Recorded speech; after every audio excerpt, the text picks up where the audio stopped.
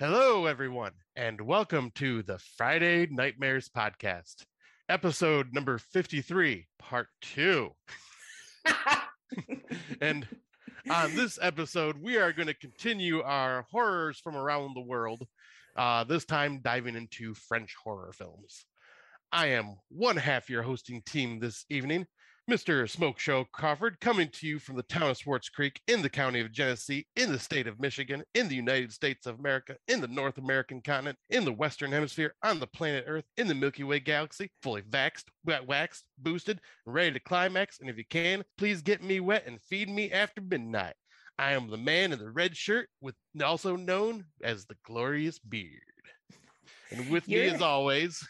Your intro gets so much longer. So I'm going to just say, bonjour, je m'appelle Heather.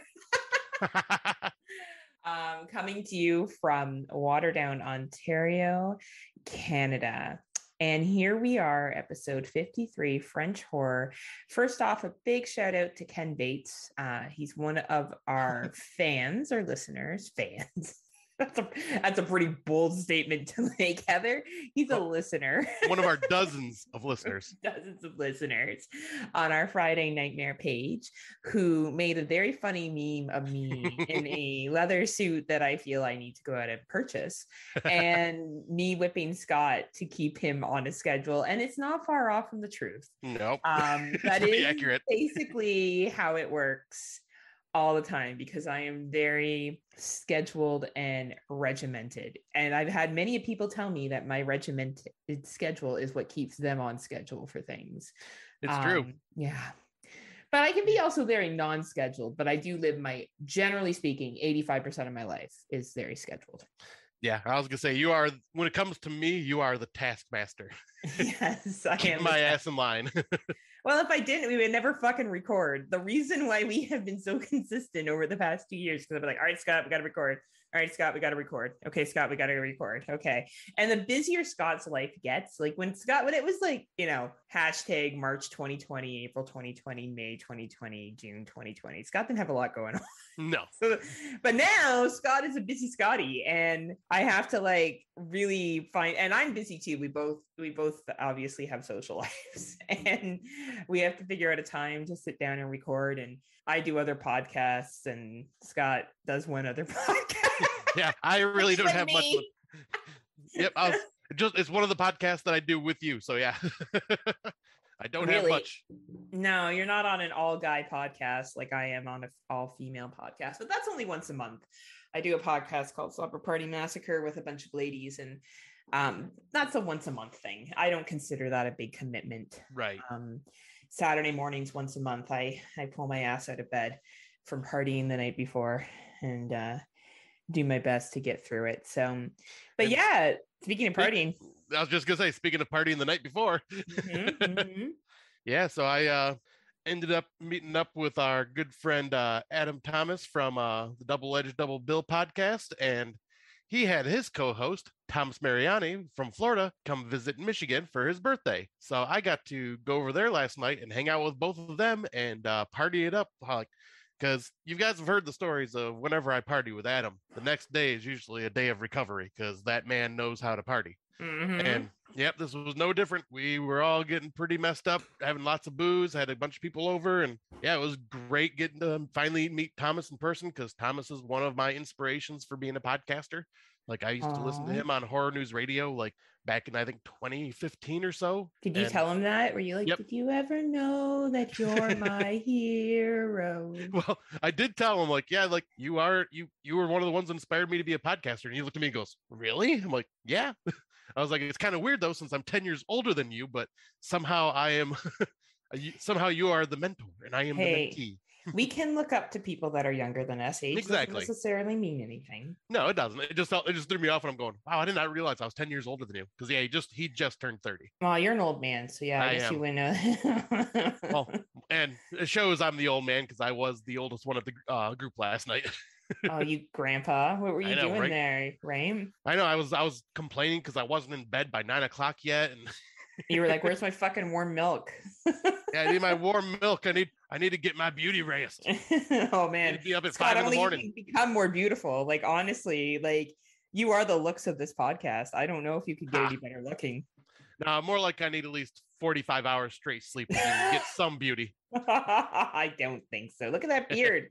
The glorious beard that you finally trimmed.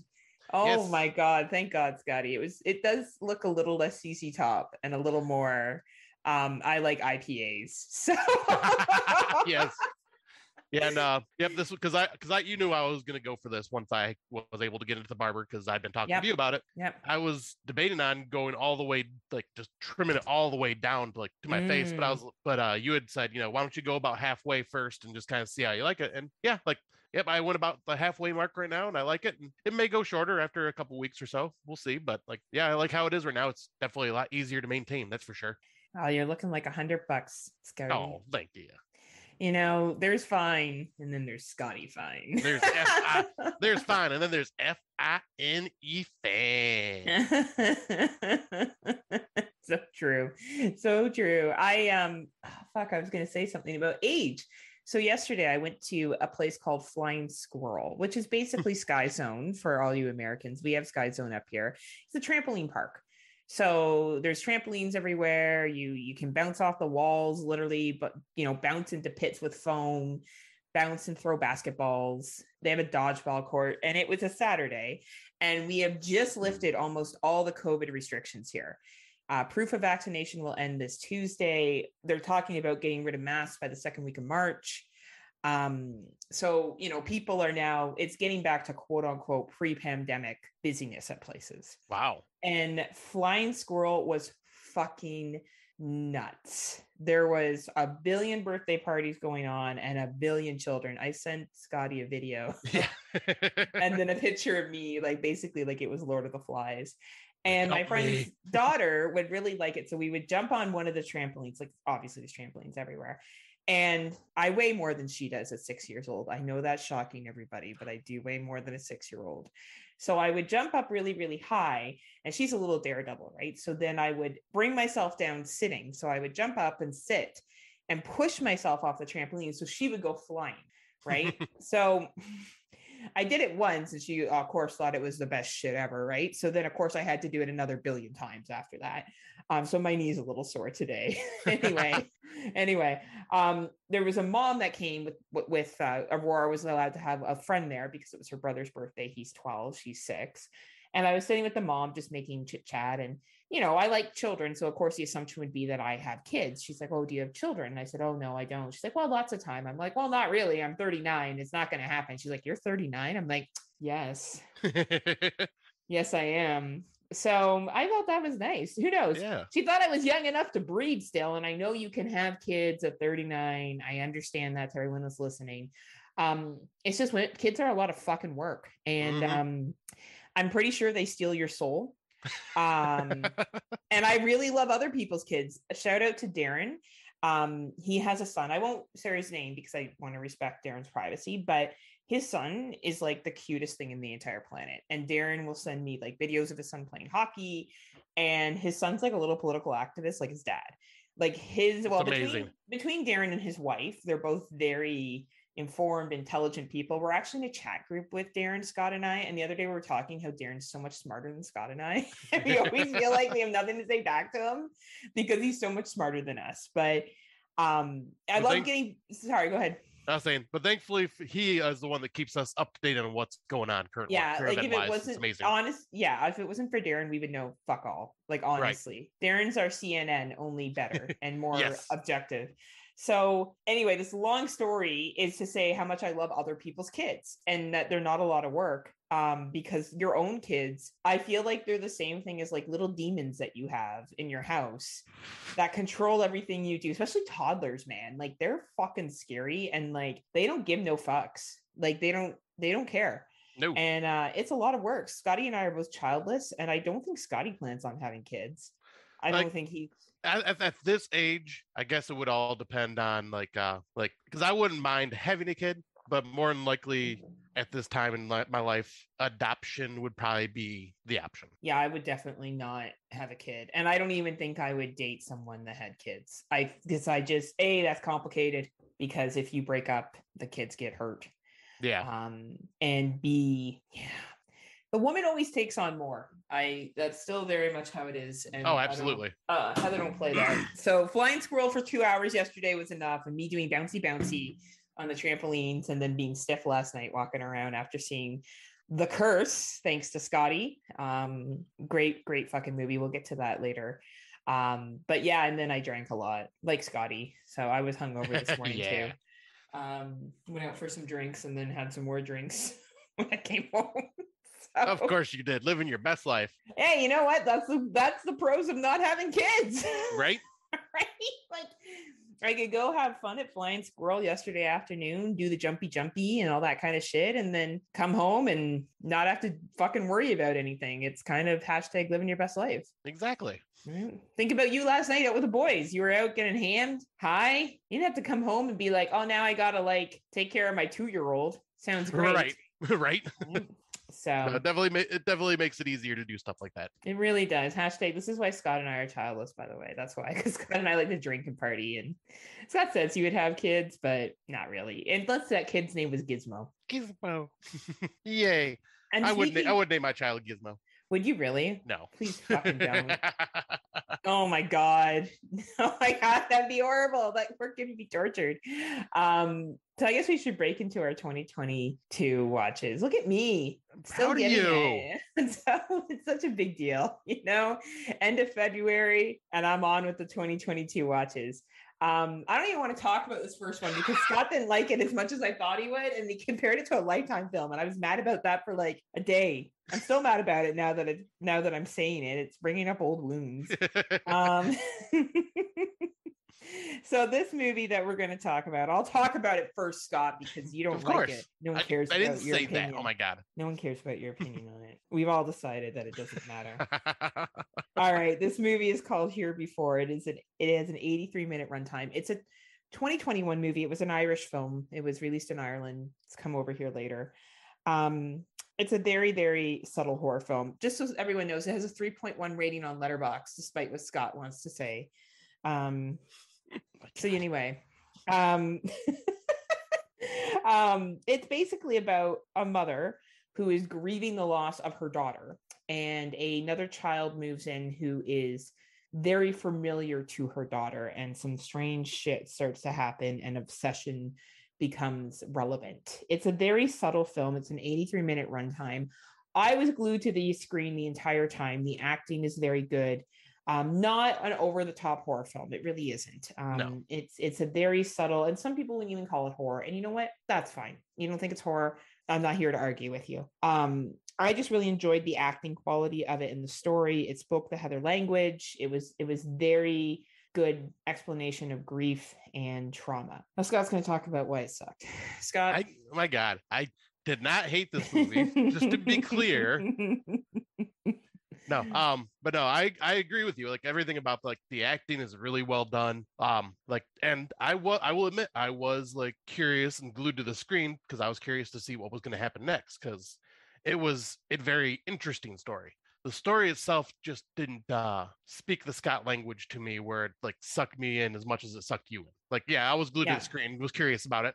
And the reason I called it Lifetime was not because of the acting or anything like that. It just felt like the storyline was a Lifetime style story, which isn't the bad thing. Like that's how it felt to me.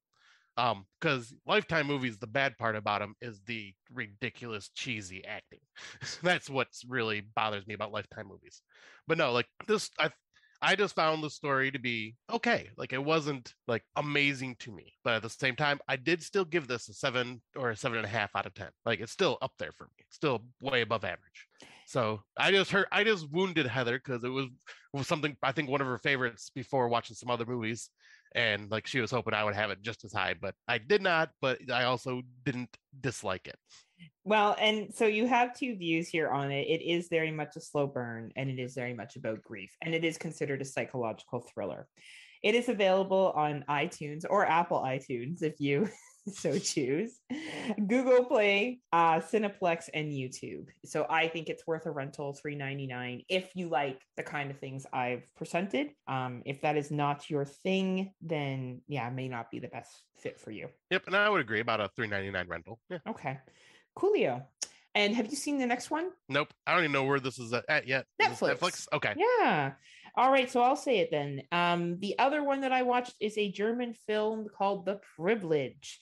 It has recently been dropped on Netflix. It has a 107-minute runtime. The synopsis is a wealthy teen and his friends attend an elite private school, uncovering a dark conspiracy while looking into a series of strange supernatural events. This has a really low rating. I don't think it's that bad. I don't know why it has such a low rating. I actually thought it was a really cool cult film. A lot of cult films come out, and to be honest, some of them are just repeating the same shit over and over again. And I thought this one was fairly interesting. I was invested in the characters. I cared what was going to happen to these main kids. And it's long, like it does feel the 107-minute runtime, but yet again, for a free watch on Netflix, I rather enjoyed it. I haven't seen tons of German films, but I thought this one was pretty good. And I would say if you enjoy cult films and you like that whole kind of, I guess, cult films. If you enjoy cult films or films based about cults, I think you'll enjoy this movie. It's a free watch on Netflix. You can't go wrong. Well, I mean, that's perfect too, since it's a German film, because that could be one of our categories coming up for one of our episodes here. Oh, look at that, huh? It's an option. It's an option. But yeah, this is I'll definitely have to check this one out then, because yeah, I haven't seen too many German films either myself, so it would be nice to kind of dive into some. Yeah, I enjoyed it, Scott. I think for a watch on Netflix, and you can dub it if for some reason you want to watch it at work. I know a lot of people don't like dubbing. Right. Personally, I think it's fine sometimes if you're busy doing something else and you just need to know what's going on. But I enjoyed it. It was really good. Yeah, because when it comes to dubbing, I don't ever have that take away from the movie itself. Like, because I know I'm like, okay, if I decide to watch this in dubbing, I can't judge the acting because the dubbing's not going to always be that great. No, of course not, right? It's going to be, that's a good way to look at it. You have to understand that there's going to be differences. Yeah. But yeah, I guess you want me to do the next one since we both watched it? Please, so I don't do all of them and take your thunder. All right, so the next one is called Shut In, and this one was recommended by you. You were really high on it, so I wanted to check it out, and I'm glad I did. This movie is very emotional and real. Because the synopsis is basically about a young single mother who is held captive along with her two children by a violent ex and must plot their escape before it's too late. That synopsis is terrible that I just read, because that is not at all what happens. Pretty much what ends up happening is the mother is getting ready to move away from this house, like, and her daughter and baby boy, they're going to move somewhere further away, and trying to get away from the abusive ex. And he just so happens to show up while she is like getting ready to leave, and he ends up forcing her into a pantry closet and locks the door and basically nails it shut on her. So she is trapped in there alone, and he leaves basically you're just hearing the kids out there by themselves without their mother because their mother's trapped. Yeah. And it's pretty much just like, yeah, she's stuck in there this whole time and trying to figure a way out. More happens because there's another character that shows up that is absolutely disgusting and awful.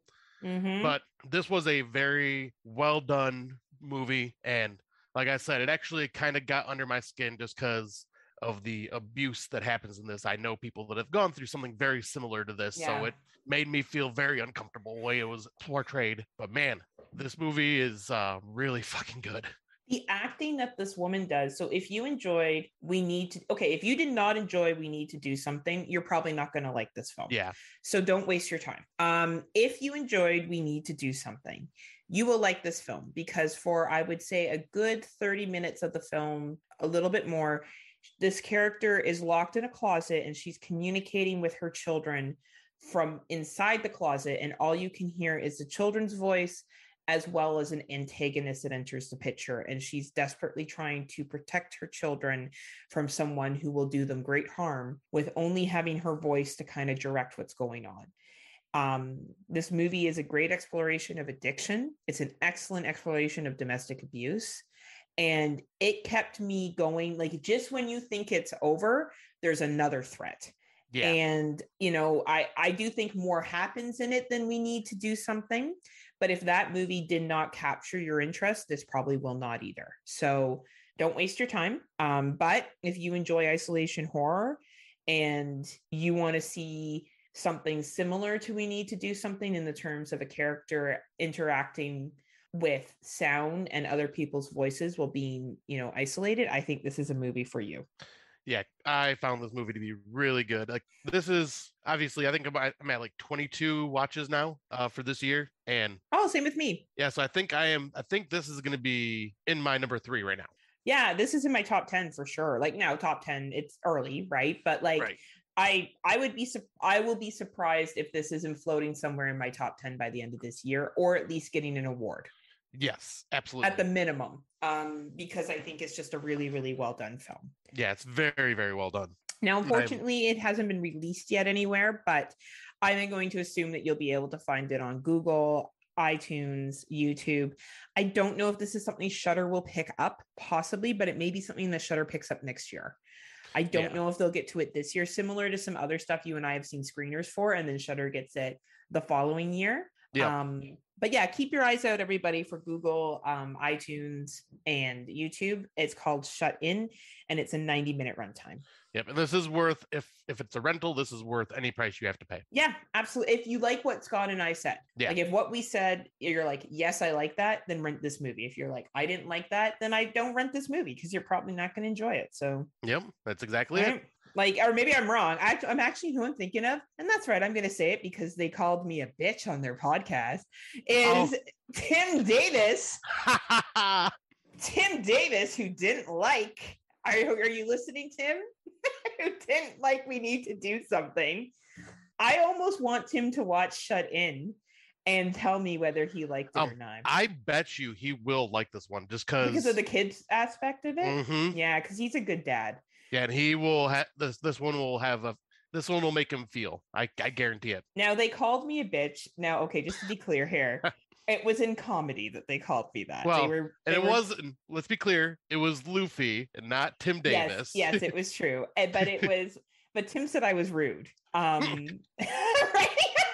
I forgot about that. Scott just choked on his IT. So Horror for Dummies is who we're referring to. It's Tim Davis and Daniel Luffy. And notoriously, I think we're a little similar with Luffy at times of what we like movie-wise. But Tim tends to be opposite, though once in a while, we do have similar taste. Anyway, we're avid listeners of each other's shows, and we have a chat group. We're friends, just so we're clear. We're friends. We always give each other shit. We always give each other shit.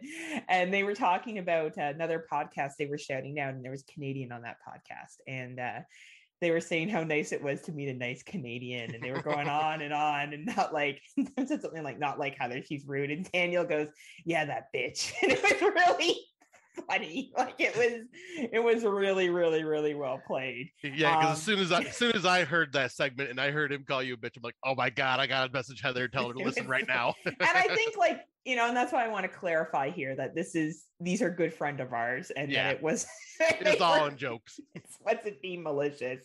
It was really well delivered. And then I sent them a private message telling them at what did I say, at WrestleMania, we were gonna have a no holds bars match or something like that, because they also do Wrestling for Dummies, which is another excellent podcast. But anyway, so Tim Davis, if you watch Shut In, I want to hear what you think, because I don't know if you're gonna like this, because I know you didn't enjoy We Need to Do Something, but maybe you will. And that's who I think of sometimes when I sometimes advise against a movie. I think, would Tim like this movie? Because he has such different tastes than you and I. Right. Because like even listening to his top 10, I was like, what? But that's okay. That's okay, right? Like we are allowed to love what you love. Absolutely. And I'm just going to try to work at being less of a rude person. So Scotty, I this one I was really interested in, this next one, and you watched it. I didn't realize you saw it, so I'm really looking forward to hearing what you have to say. Yeah, so this one is once again another Tubi original. They are just knocking them out this year. I think this is like the 4th Tubi horror film. Wow. But yeah, this one is called First Person Shooter, and it is basically about a video game developer that has been working on the next game that he was going to produce and develop, and he ends up getting hacked. And this hacker, you don't like, it plays out like you don't know who it is or what the personal connection is to him at the moment. But this guy goes to great lengths to pretty much destroy this main character's life by just like sending out messages like to people and like trying to cause shit, like sending out videos of him cheating on his wife and things like just pretty much anything this guy is doing hacking wise is like happening to him, and he's like Wow. just his whole life is getting turned upside down and ruined by this guy. And it's very just once again, like I mean, like acting isn't the best, but at the same time, like it's a very real look at like the dangers of being hacked, like having your private life just kind of put out there on display for public viewing and stuff like that, and what lengths someone will go to ruin someone else's life for some little like what I'm gonna do to Daniel and Tim. Yes, exactly. The great lengths that Heather will go to ruin their lives.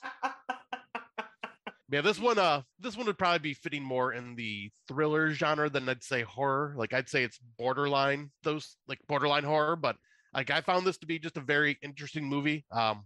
Just because, like I said, I've always been curious about like shit like this where hackers can pretty much ruin someone's life, and and they create a good story where I was once again glued to the screen, just kind of curious. Okay, what the fuck's this poor guy going to do next? Like, what's going to happen to him? Like, what is going on here?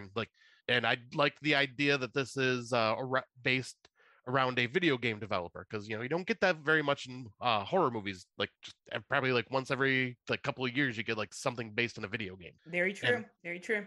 And I liked kind of the inside look of like game developers, and like it even has like a lot of the game developer language, like going gold and things like that. That's cool. Yeah. That's cool. Do you recommend it? Yeah, I'd recommend it. I'd say it's okay. Like, I mean, it's a free watch on Tubi, because obviously Tubi is free. So like you're not losing out on anything. I thought it was pretty decent. Like if I gave it a rating, I think I'd go with a 6.5, 7 out of 10. Like it is enjoyable. It's not like, oh my God, everybody must go see this, but for being free on Tubi, and if you want to watch something, it's an easy watch. Awesome. I love free and easy. You are speaking my love language. Yeah. I'll check it out, because I think we're going to have a Tubi award this year, because there's a lot of Tubi movies. That's a good point. I'll definitely watch it. And I like Tubi. I think Tubi's fucking brilliant. Tubi is amazing. Yeah, and their library awesome. Their library is incredible. And so what? You got to watch some commercials here and there. Yeah. And the older the movie, the less commercials. Like the less popular a film, the less commercials they put in it, because they know that, right? And not a lot of people are going to watch it, so they're like, yeah, right? Which I totally think that's smart. So Tubi, check it out, everyone. The next one, both Scott and I have seen this, and I have some strong opinions about people that dislike this film. So it is Texas Chainsaw Massacre. It has been dropped on Netflix. I think it was last week that it got dropped on Netflix. Last Friday. Last Friday. And it's an 81-minute runtime. And oh my God, Tim Davis gave it 4.5 stars. Oh, Tim. Yeah, Tim Davis loved it. Oh, Tim, looks like we're friends again. Yeah, I really liked this film. I really had a good time with it. No, I'm gonna give my little spiel, and then Scott will give his, because he's more of a Chainsaw Massacre franchise fan than I am. Neither one of us are huge, but I would say Scott likes the series slightly more than I do. I enjoy the first one for what it is, but I don't think it's the most brilliant film that's ever come around. I really don't. I think it's fine. I think it's a great 70s film. I think it gives that nice kind of dirty, grungy feel to it, and I respect what it has done for cinematic history. But I'm not someone who's like, oh man, best movie in the entire planet. I probably prefer the 2003 remake more. I just enjoy it more as a person. That doesn't mean that I think the movie's better, everybody. So it doesn't mean that I think the 1974 version is bad. As a personal preference, I enjoy Michael Bay's version of it. I think it's more entertaining. I think it's more connective for me. I don't love Texas Chainsaw Massacre 2. I appreciate Stretch and the character development there. And what was the other one? Crop Top? Crop Top.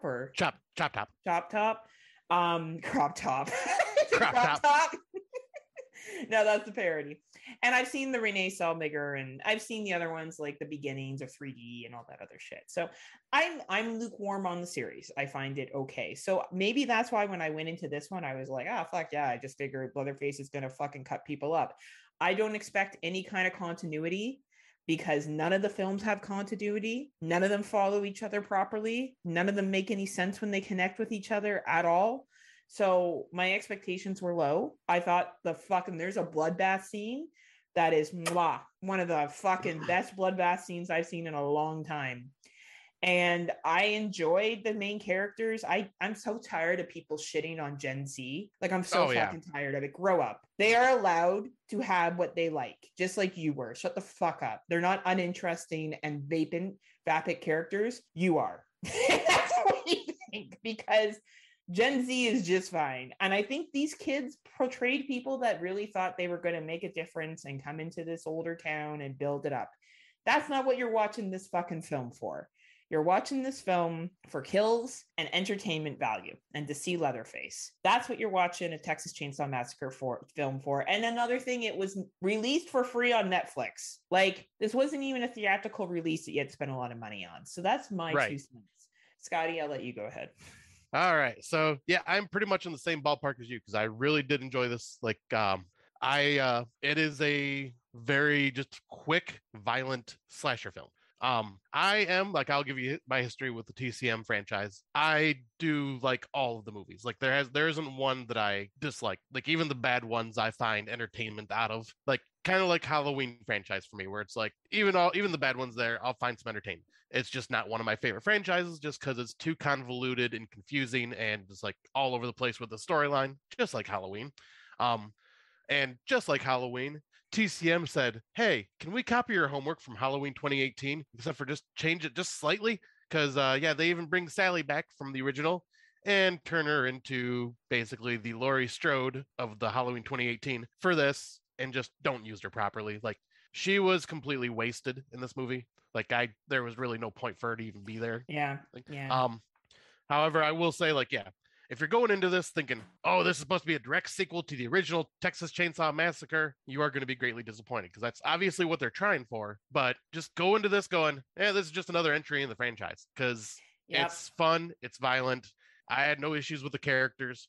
One thing I will say is this could have just been a standalone slasher if you took the name Leatherface out of it and took Sally out of it. This could have just been a slasher that happens in Texas. Agreed. Like, there really wasn't much that tied it to the original, except for like a few nods here and there, and obviously the villain.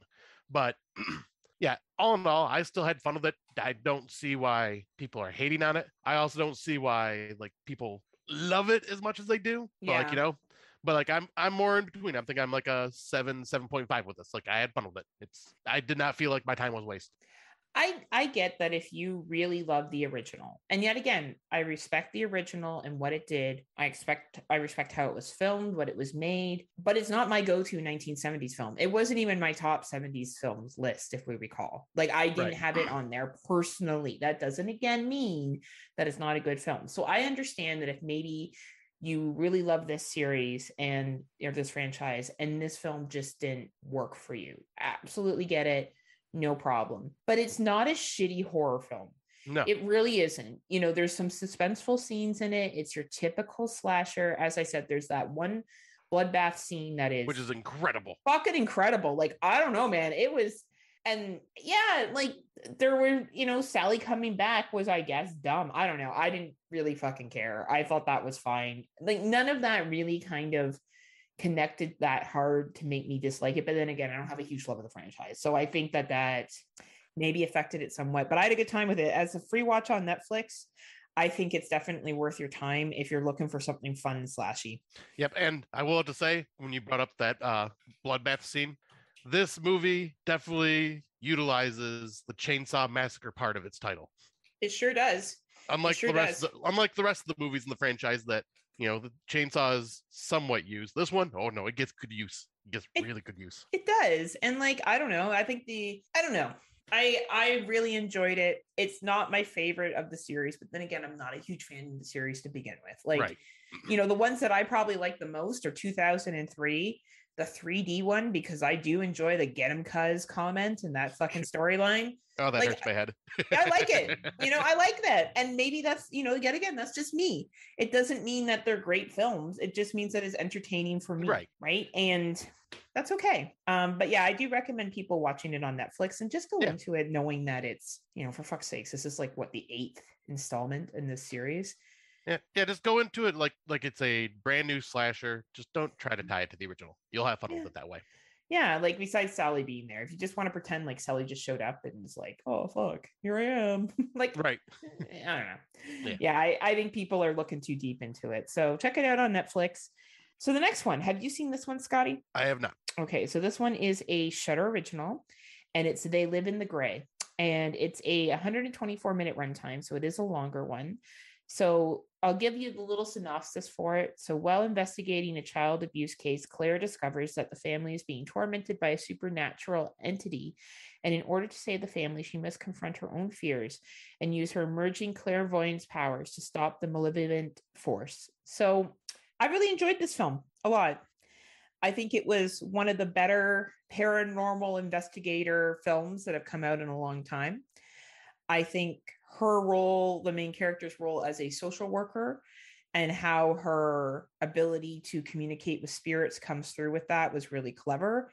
I'm glad Shudder picked this up. I think it's really, really well acted. And I think, unfortunately, because two people are too busy hating on fucking Texas Chainsaw Massacre and complaining or loving Scream like it's going out of style, and other movies, that this is going to get pushed by the wayside. And I think that's a real shame, because I think this is a really, really good movie that came out on Shudder.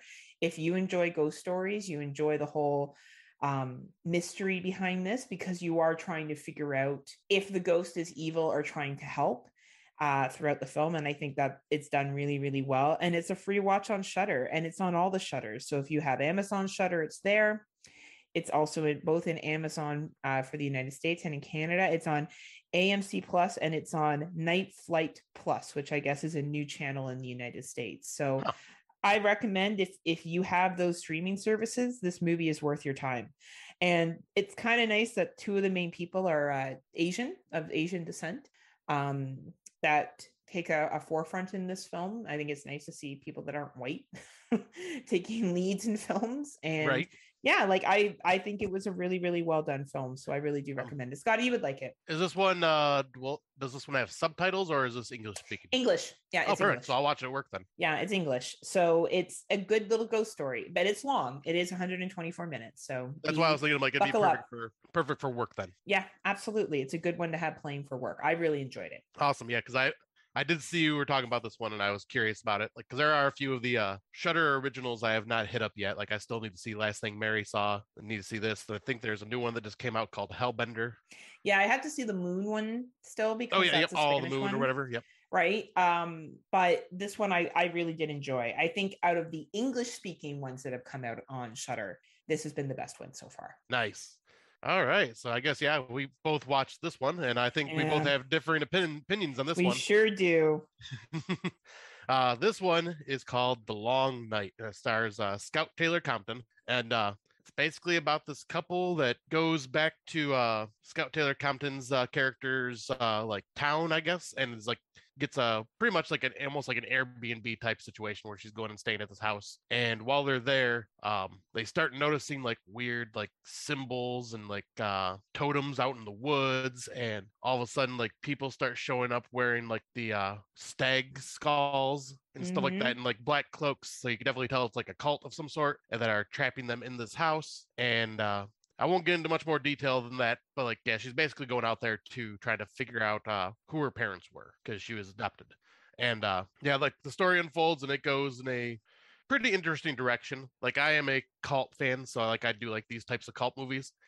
This one I found like, yeah, there is some poor acting. Like, I have to say, Scout Taylor Compton, I like her, just her acting's not the greatest.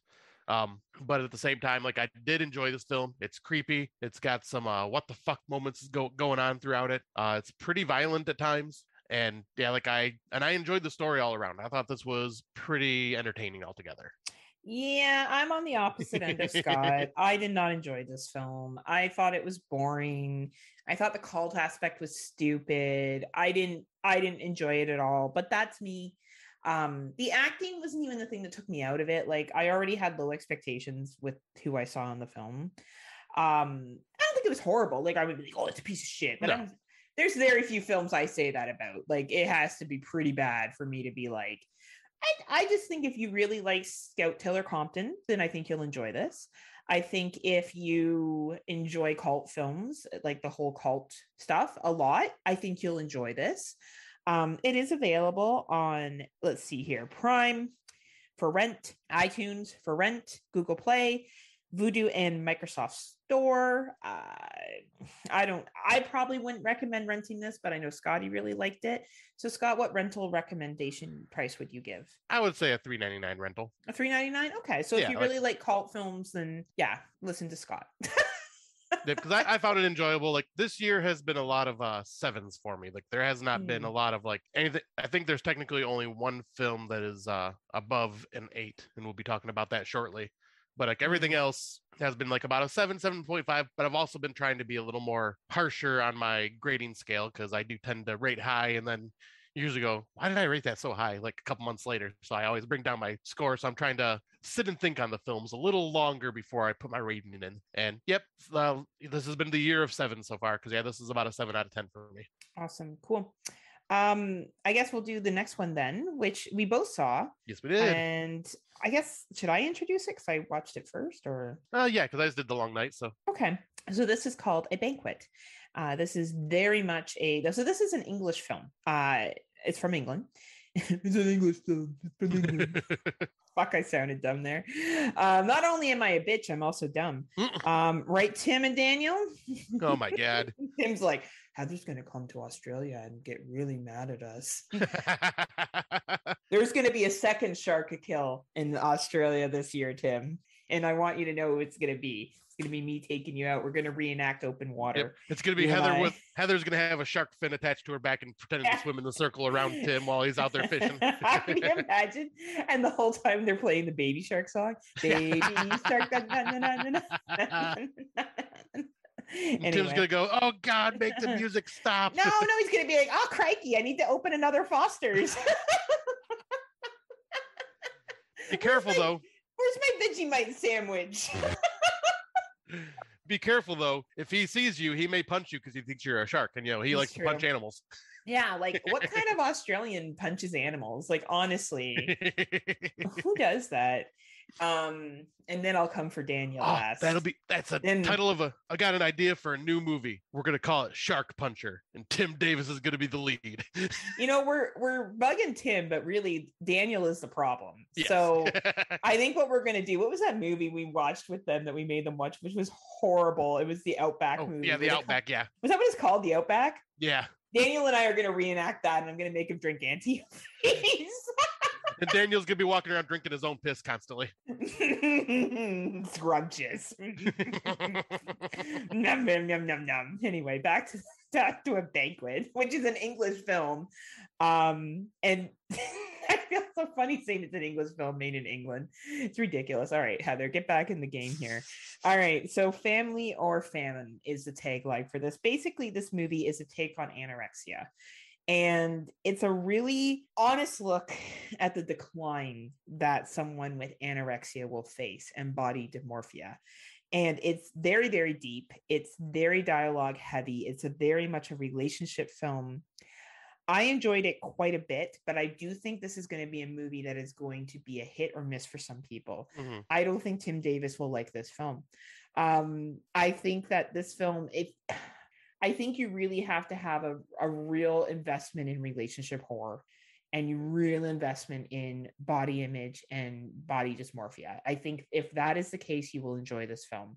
If not, you're probably going to think it's silly and over the top, and that's okay. Your thoughts, Scotty?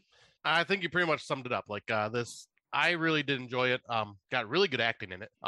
Especially the main daughter that is having all this stuff happen to her. Like she does really good fucking job. And it's got some very uncomfortable, disturbing scenes with what's happening to her and like what is actually going on. And like the story is fascinating because you're just like, wait, I need to keep watching because I'm curious what the fuck is going on here. Like it's very fascinating. Like I really did dig this movie a lot. Yeah, I agree with you. I think it's definitely one of the better films that have come out this year in terms of acting and quality of relationship horror stuff. So yeah, it's available on iTunes or Apple iTunes.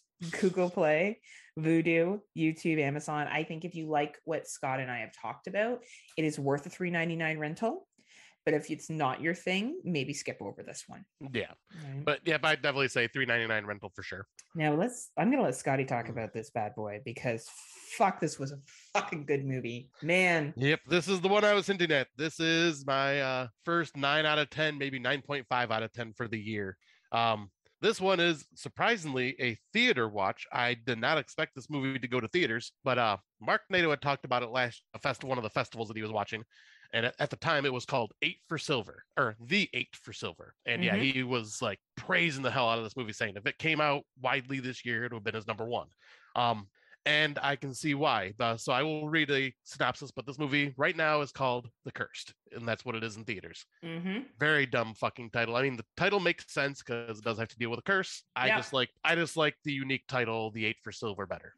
But in the late 19th century, brutal land baron Seamus Lawrence slaughters a Roma clan, unleashing a curse on his family and village. In the days that follow, the townspeople are plagued by nightmares. Seamus's son, Edward, goes missing, and a boy is found murdered. The locals suspect a wild animal, but visiting pathologist John McBride warns of a more sinister presence lurking in the woods. This movie, holy fucking shit, is it just really well done? Like it's obviously 19th century, so it's period piece, which of course I love. And if you can't tell, it is a werewolf film. Like it's pretty obvious, like with the titles and all that. And I have to say, this is one of the best werewolf films I have seen in a long fucking time. Like a lot of the designs in this and a lot of the gore is all practical for one, which is incredible. The story is very well done and unique for a werewolf story while also blending in werewolf lore and mythology. So like it brings in something that you're familiar with, but also twists it around a little bit and adds something unique. And I loved everybody, like every character in this I was invested with. Like I was invested in the story. The score was incredible. The cinematography was amazing. The werewolves looked very unique. They were I loved it. Yeah, like they're not your typical looking werewolf, and it's very monstrous and frightening. And the way they use the camera for some of the stuff in this too, it's a brutal but amazing movie, and I'm so glad this went to theaters. Unfortunately, it just is probably not doing very well. We'll get to that in our Out of the Dark segment. But what are your thoughts? Well, first off, I want to shout out a friend of mine, Mark Iverson from the UK. Mark is what I would consider an expert on monster horror, universal monsters. He wrote a book on it that I'm going to be talking about, and he did a lot of research for it. And the werewolf legend started in Ireland. So this is the actual original folklore of what werewolves are. So automatically, I have more respect for this film because of that. I'll be honest. Whenever a country who started a folklore actually talks about it, I'm like, this will probably be more accurate to the story. Right. I think the werewolves in this are excellent. Well done. I think the acting is amazing. And I took George. So Scott knows who George is. And George is the only person that will watch horror movies with me besides Scott. Like he's my only person in person that will watch it with me. So he's always my barometer, right? So I've taken him to see Halloween Kills, and he watched Texas Chainsaw Massacre. And I always ask him at the end, like, what did you think of that movie? You know, he saw last night in Soho. Like he's seen a lot of the popular ones. So we saw the movie last night and I said, what did you think? And he was like, oh man, that movie was fucking amazing. He's like, that was one of the best movies I've seen in a long time. Nice. So that tells me how good that film is. It's not just Scott and I who are singing this praises. It is someone else who watches horror films. Like he watches them, but he's not like Scott and I that will watch everything. He'd be more like the mainstream style horror fan. Yes, very mainstream style. And he was like, the acting was good, the acting was solid. He's like, I believe the characters, it was a perfect runtime. He's like, the effects were good. And he's like, even there's a filming scene where something is destroyed and the way they film it is incredible. Like it's just it's so fucking well done. And I think people will be at a loss if they do not see this film. Yeah, and for the ones, like I'll be getting more into this too, but for the ones that complain about there's no good horror in theaters, only like franchises or whatever, well, then you are doing yourself. Then you are needing to put your money where your mouth is, because this movie is a must fucking see, and it's not getting the love that it should. It certainly is not, and we will talk about that more in our Out of the Dark segment. Yeah. In the meantime, it is in theaters here still, and I believe it's still in theaters for you as well, Scott. I think so, and I think it's just getting less and less showtimes. Okay. But yeah, if you can go see this in theaters, fucking do it. This movie is incredible. I know there are a few people that didn't like it, but like they didn't say it was a bad film. It was just like, yeah, this didn't work for me. Like I haven't heard anyone just say this is a horrible film. Like no, like everyone at least has seen it, has respected it, or loved it. Yeah, it's incredible. I nothing but praise for this film. Yeah, because I was not sure if you were gonna like it, just because I know you're not a fan of a lot of the period piece stuff. Yeah, but this was a period piece that wasn't boring. I don't like some period pieces because I find them boring and slow. Right. This wasn't boring and slow. Like it was fast paced enough that the plot moved along and it made sense as it continued to move along, right? Like every scene had a purpose. Yeah. And that's what I really respect, is when every scene has a purpose and it makes sense. Yep, completely agree with that. Right. So yeah, Scott and I and George give it our approval. Because when he left, he's like, make sure you tell everyone on your podcast that I liked it, because I do use him as a barometer, right? Like he Scott and I may be like, oh man, this film's really great, and he'll be like, oh, it's all right, guys. Like that's because you like horror and you like everything. Right. So yeah, we really, really recommend checking it out. So that concludes our 2022 watches at this point. Hopefully we've given you some stuff to check out. I think we've done pretty good for watches this year with sharing them with people. Yeah, like and that we haven't really hit too many turds this year. No, a lot of stuff has been average, but there's some that really stand out. And I think, again, the ones that stand out for me so far, and I can just read them off in case people are wondering what they should watch and they don't remember from last episode. Here Before was a big one that I really enjoyed. I also enjoyed The Privilege on Netflix, Shut In, and I would say The Curse are the ones that I will probably talk about again. Oh, and They Live in the Gray, I think, is another one that is quite good that I think people should check out, that I really, really enjoyed. Yeah, but I was going to say, like, I think for me, it's The Cursed, Ditched, Texas Chainsaw Massacre, See For Me, Arctic Void, The Free Fall, Long Night, and Here Before, and A Banquet, and Shut In. Those are all like high up there for me right now. Excellent. So you've heard it here. We've given you some stuff to think about, some stuff to watch beyond Scream 5 and Texas Chainsaw Massacre. Right. So if there's other stuff that's out there that you're interested in. So for older watches, I have two on here. Scotty, did you have any or no? Nope. Oh, Scotty's too busy living his best life. So I watched, well, yeah, I think you've seen at least one of these. You could probably talk about it, right? Yeah, the last one on here. Last one. So I saw, if it's what I'm thinking of. It probably is. So I saw Take Shelter 2011, and I was really unsure what this film would be. I've actually skipped over it a lot because I thought, oh man, it's going to be like some fucking stupid film from like, it's on Tubi. It looks so cheap because of the cover. I thought it was going to be some dumb bird horror film. This is not a fucking dumb bird horror film. This film is a psychological horror film that talks about toxic masculinity. It talks about mental illness. It is fucking incredible. The acting in this film is so good. So the main character is Michael Shannon. Yeah, I was just looking it up because I'm like, is this what I'm thinking of? And like, I have not seen this, but I know of this movie and I've seen it was Michael Shannon. I'm like, yep, that's the one that I was thinking of. So I have to look at this and I'm gonna have to watch this then.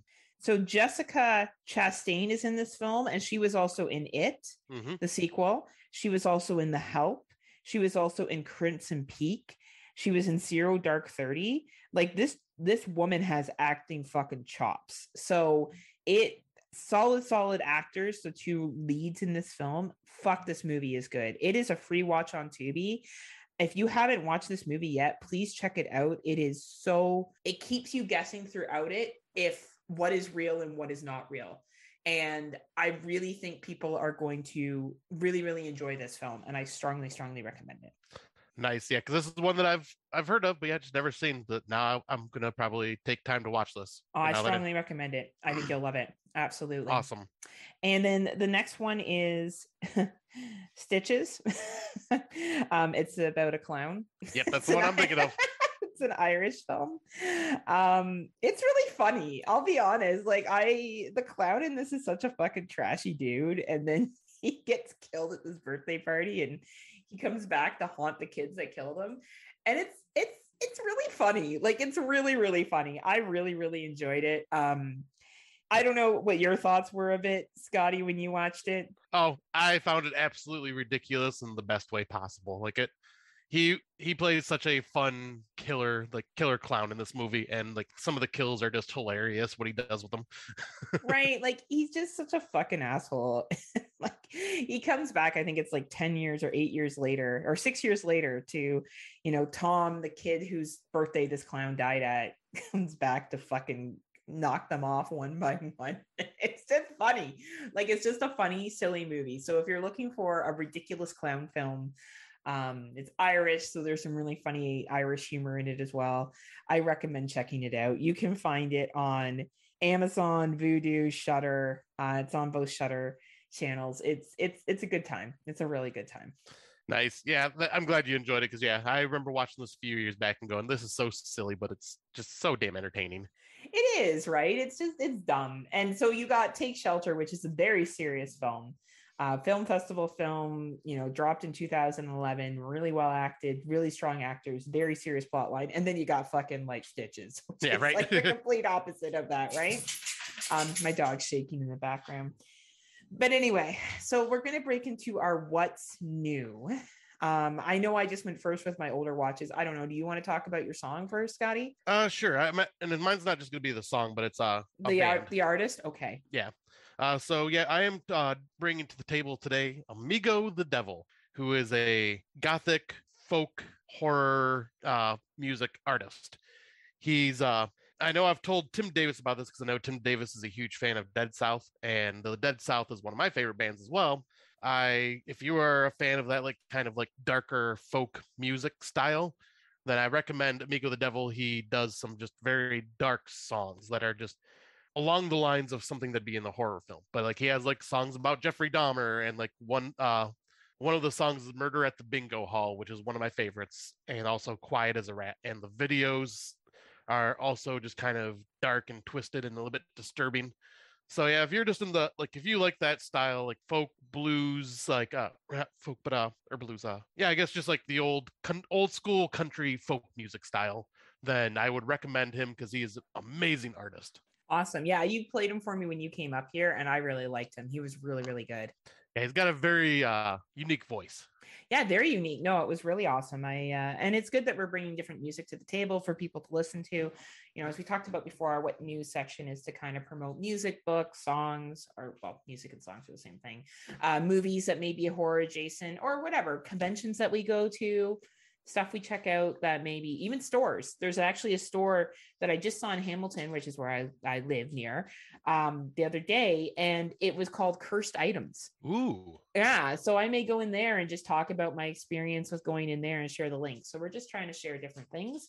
What I want to share today is I kind of talked about it earlier, but I have a friend in the UK. His name is Mark Iverson. I actually met him through another friend named Barry, who hosts a online YouTube trivia nights that I had attended a couple of times. And it's funny because I was the only one from North America. The rest of them were all from Scotland, England, and Ireland. And so they all have these like accents. And then I'm there with my fucking boring Canadian accents. And of course, they're all like super big movie buffs. And I'm like, not comparison. Anyway, I met Mark there. And Mark and I became Facebook friends. And then in my looking at going to the UK, I reached out to him to just be like, hey, I may be coming out to the UK, anything you recommend? And he was kind enough that he was like, oh, yeah, here's this and this and this and this. And, he was very, very friendly. And we kind of developed a friendship from there. And he wrote several books. He recently wrote one on Vincent Price, that you would probably find very interesting. This book actually has a little bit about Vincent Price in it, and I'm going to show Scotty. It is called Cursed Horror Stars. So it talks about, Vincent Price isn't in this one, my apologies. It's Lon Chaney Jr., Basil Rathbone, Peter Lorre, Bela Lugosi, and Robert Quarry. And it talks about 5 noted 20th century actors who all at one time or another in their careers became associated with horror film roles and who were all facing restrictive typecasting, and they had to battle their own more personal demons. And I've read the first bit. The first bit was on Lonnie Chaney Jr. and holy fuck was it eye-opening. Like, really? Because he talked about his dad's history. So, his dad, like Lonnie Chaney Jr. Sr. was the original Phantom in the silent era, right? Oh, yeah. Yeah. So he goes on to talk about that. And he talks about the shift from silent films to what they called talking films or talkies, and how much it led to silent era actors being out of work because people were afraid that their voice would not sound appealing. Is that not interesting to you? Wow. Yeah. That some people couldn't make the transition over because the studio didn't think their voices would sound good enough. Wow. Right. So anyway, yeah, that's interesting. It is. And he has the entire filmography in it. Unfortunately, Lon Chaney Jr. had some problems with alcohol that really did affect his career. And it goes into great detail about his role as the Wolfman and how much time it took for him to be in the makeup chair and etc. It's a very good read. The book is about $30 off of Amazon. And I feel a little privileged because Mark and I usually try to connect about once a week over FaceTime. It's tough because there's obviously a 5-hour difference. And half of our conversation is me quizzing him on the book. Like half of it is like, okay, Mark, I want to know, how did you find out about ABCD? And I've learned a lot about Universal monster films. And prior to 1960s, he seems to be a very, very knowledgeable person about that information. So I'm kind of promoting him a lot more than I would someone else because he's a friend of mine, but also because the book's really good, honestly. Like, and I'm not a big reader. And this book is easy to read and easy to follow, so much so that I may give it to Scotty to read at some point. Nice. I think he'll enjoy it. And I've thought about buying him the Vincent Price one because I think it's really interesting stuff. And he's working on his 3rd book right now. He's written for, I guess, a vampire magazine in the UK. His views on Bram Stoker's Dracula 1992 is hilarious. Some of the funniest shit I've ever heard some Englishman go off on. But yeah, very, very cool dude. Very good book. And I recommend it if anyone's interested in learning about these older horror stars and what happened to them. Hell yeah, that sounds awesome, actually. Yeah, he's a cool dude. I said to him, if we ever do Vincent Price, I'm like, Scotty loves Vincent Price, we'll bring you on. And you and Scotty can talk about Vincent Price because I don't know a lot about Vincent Price. I know very, very little, but I think you two could have a good conversation about it. Yeah, because I definitely would love to do an episode on Vincent Price at some point, just because, my love for the man. I know he's your boyfriend, actually. He is. Right. So anyway, that's what's new. So please check out those 2 artists, a performing artist, a singer, and also a writer. If you're interested in expanding your horror knowledge. So we will take a brief break. We will hear from one of our many friends at the Legion Podcast Network, and we will be back to talk about our very gory and intense fucking French films that we watched. just a bit, right? It was a little intense there for sure. But yes, so after these messages, we'll be right back. Did you ever see a film at such a young age it left you traumatized with cinematic wounds? Necrophilia. It's a dead issue, man. Don't push it. Cinema Psyops is a weekly podcast documenting an ongoing experiment on the mind of an unwilling test subject. No one should have to watch this movie. Oh, no one should have to watch this? No one should have to watch this movie. Surprisingly, it's not a topic that a lot of people really want to tackle. I'm shocked, prudes. I know, really. Right? It's the next sexual frontier that no one wants to explore. I am, in the most sincerest of senses, disappointed in you. It takes a powerful goddess like Connie, jam her arm down the monster's throat and kill it. Oh, I'm still tripping out over that. Even as a kid, I was like, I gotta find a girl like that.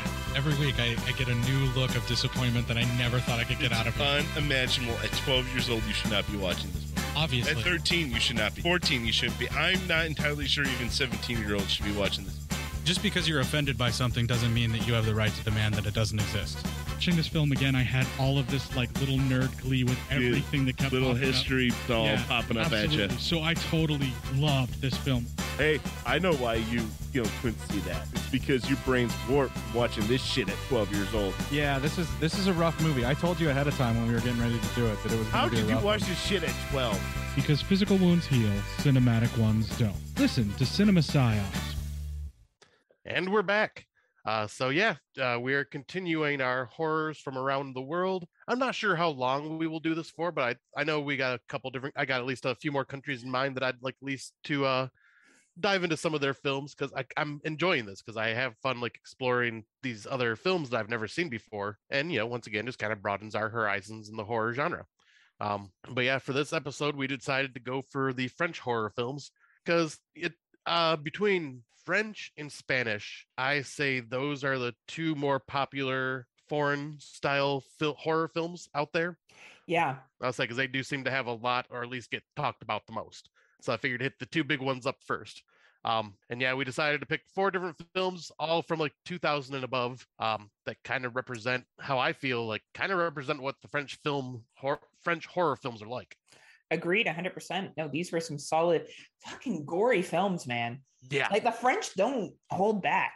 No, where the Spanish is more subtle and doesn't really dive into the gore and violence, like it's more just cerebral and like psychological. Yeah, it's psychological. French is more just like in your face, like, no, we're gonna make you uncomfortable with what we're showing you on screen. Yeah, like it's like there's a lot of cutting, a lot of blood, mm-hmm. a lot of fucking fucked up shit. I think you summed that up perfectly. Spanish films are really more about like the subtle horror, but the other stuff is much heavier. I agree 100%. Yeah, like in one of the first ones we'll be talking about is the very first French film I had ever seen too. So yeah, well, I guess we'll get right to it then. Why don't we introduce our number one film? Well, not number one, but our first film that we'll be discussing today. All right. So the first film is High Tension, or if I believe it's Hot Tension. John. Okay. I could go into my jokes with the French, but I'm not going to. They get. But High Tension was released June 18th, 2003. And the synopsis is a beautiful young French woman, Alex, I'm going to try to pronounce the actress's name, Mawen Le Besco, travels out to the country to visit her family and brings along her friend, Marie, which is Cecilia de France.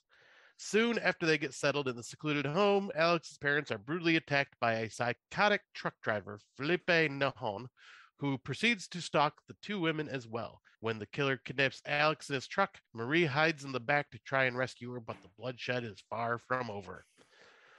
So this was a first-time watch for you, so I am curious to hear what you thought. First of all, I want to applaud your speaking of the French language and pronouncing those names.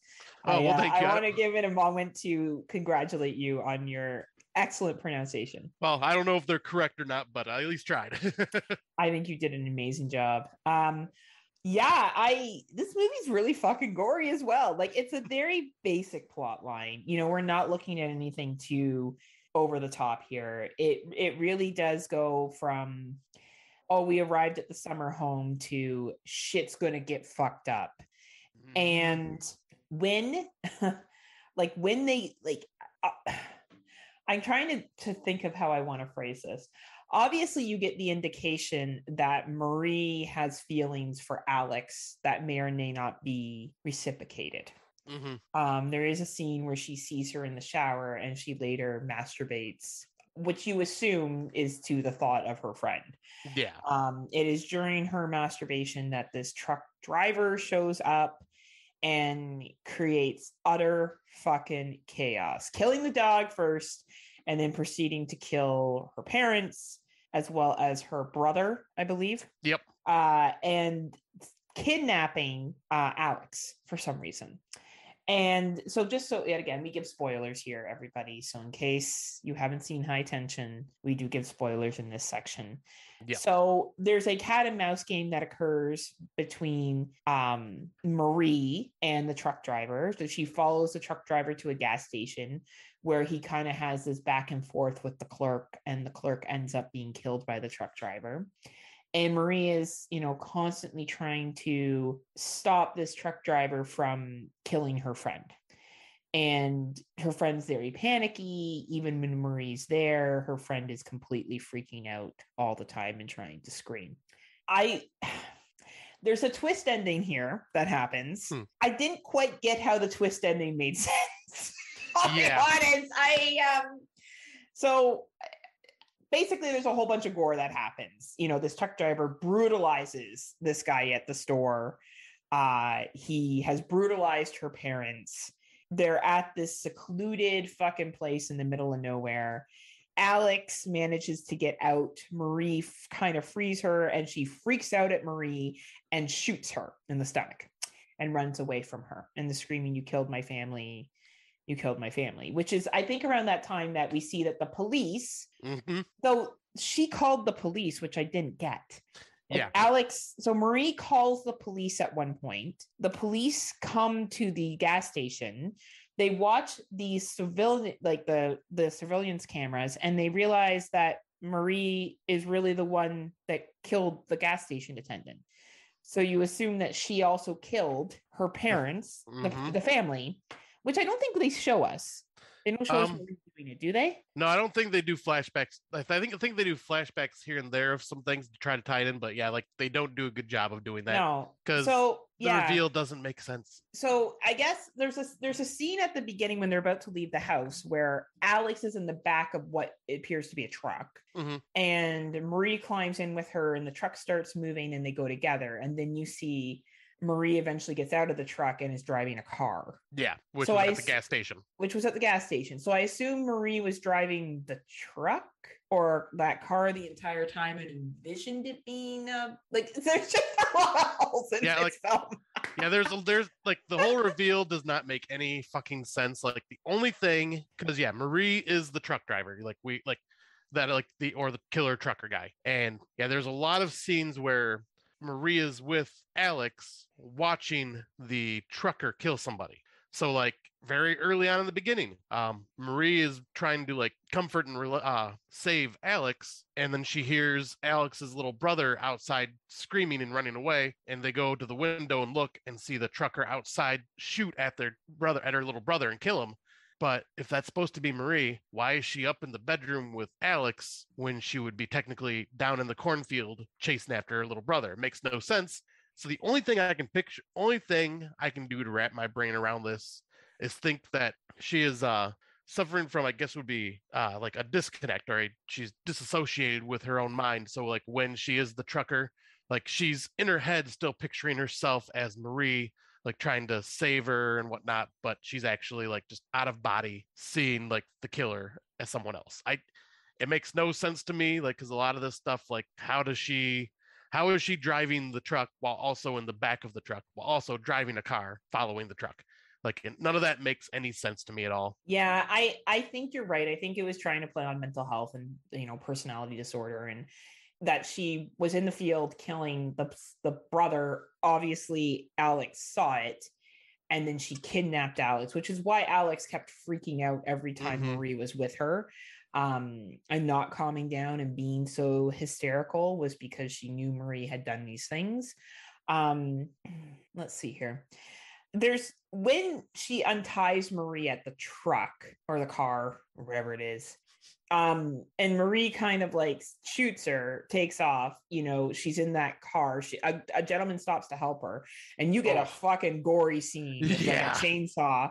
Like the blood in this and stuff, I think they were just like, oh, the film doesn't make sense. Oh, it's okay. There's lots of blood and killing. It will be great. And it is. Like there's lots of blood and killing. It's definitely a violent film about obsession. But it just didn't make a heck of a lot of sense. And you figure out at the end that Marie is in love with Alex. She keeps saying to her, tell me we'll always be together, blah, blah, blah. And then Marie stabs her, but she doesn't die. She just kind of goes to a mental institution. And that's where the film begins, with her sitting there. Like you see these 2 feet rocking back and forth saying like, we'll always be together. We'll always be together.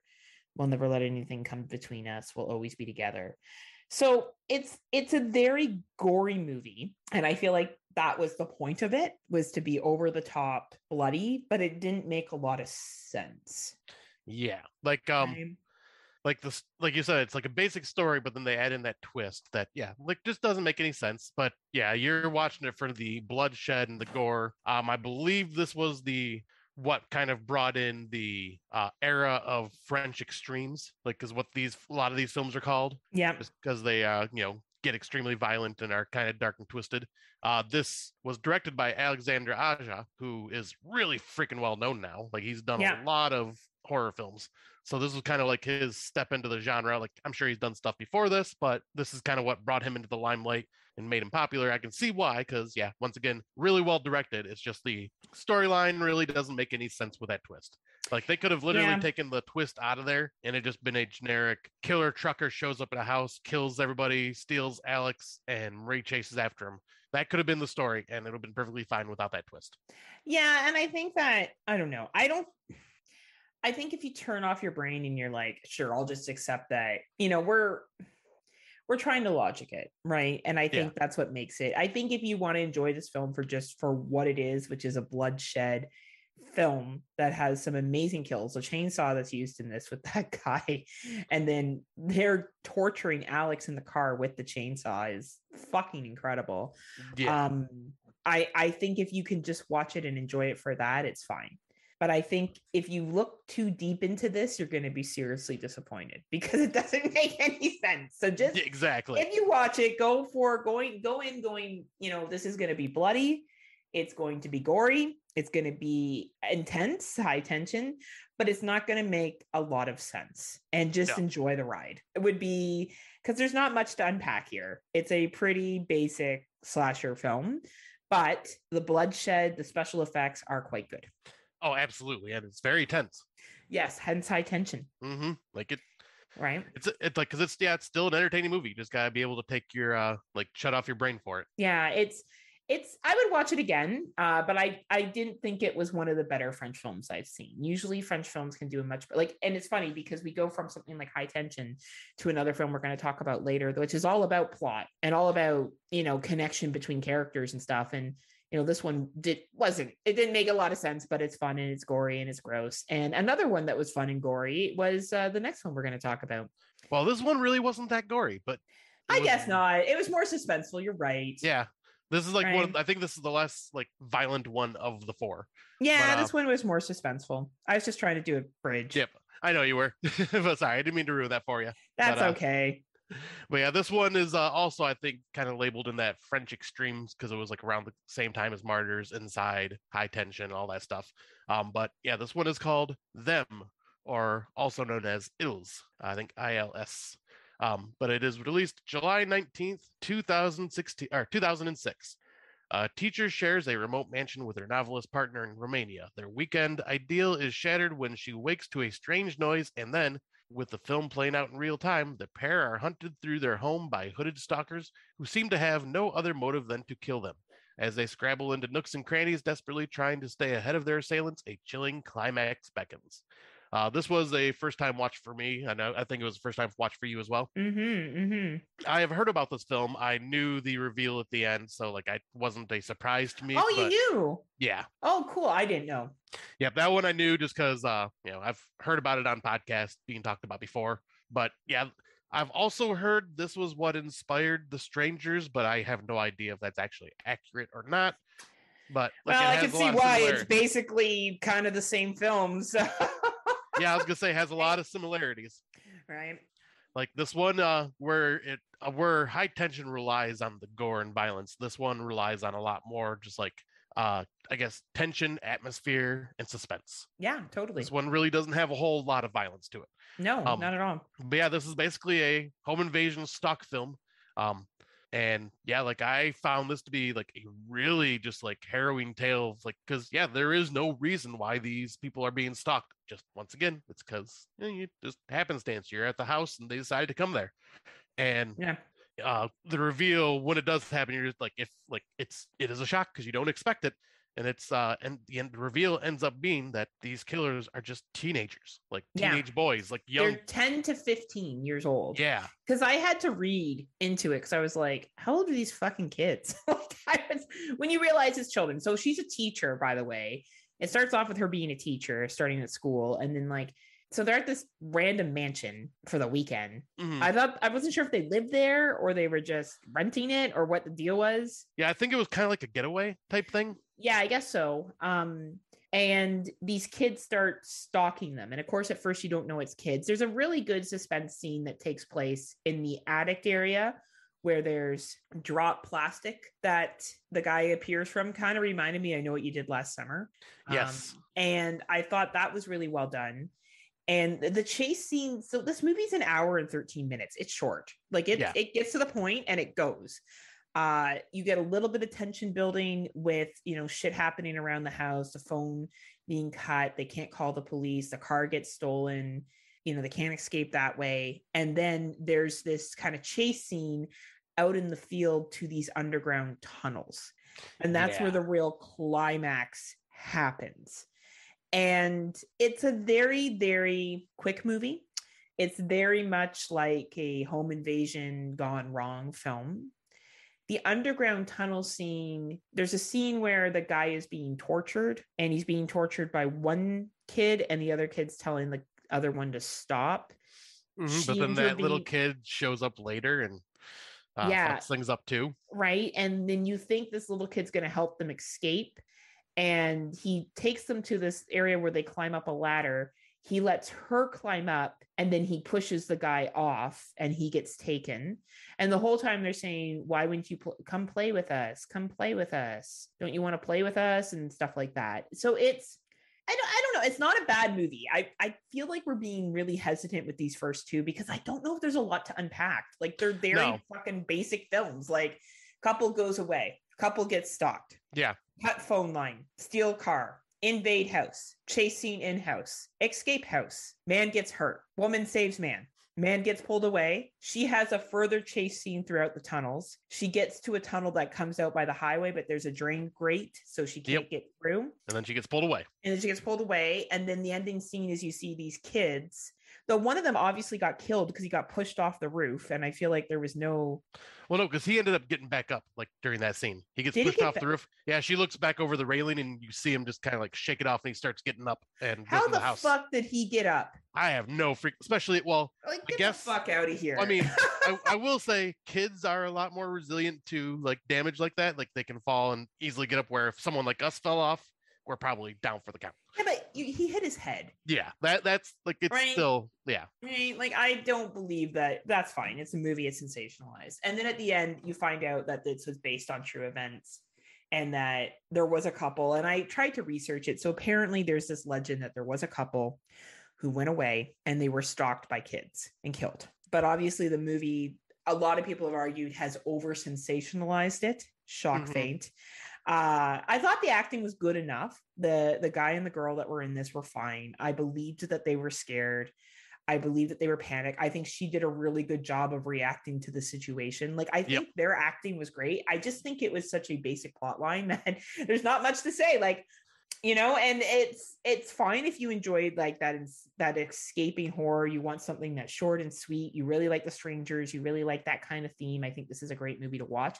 It's not nearly as, paced out as The Strangers is. Like there's none of that creepy scare. It's like, oh no, you're scared. They're invaded. They're here. They're gonna fuck shit up. Yeah, like like it says in the synopsis, like you're watching the film play out in real time. Like it's not like there is no cuts away. Like this is just all happening like scene for scene.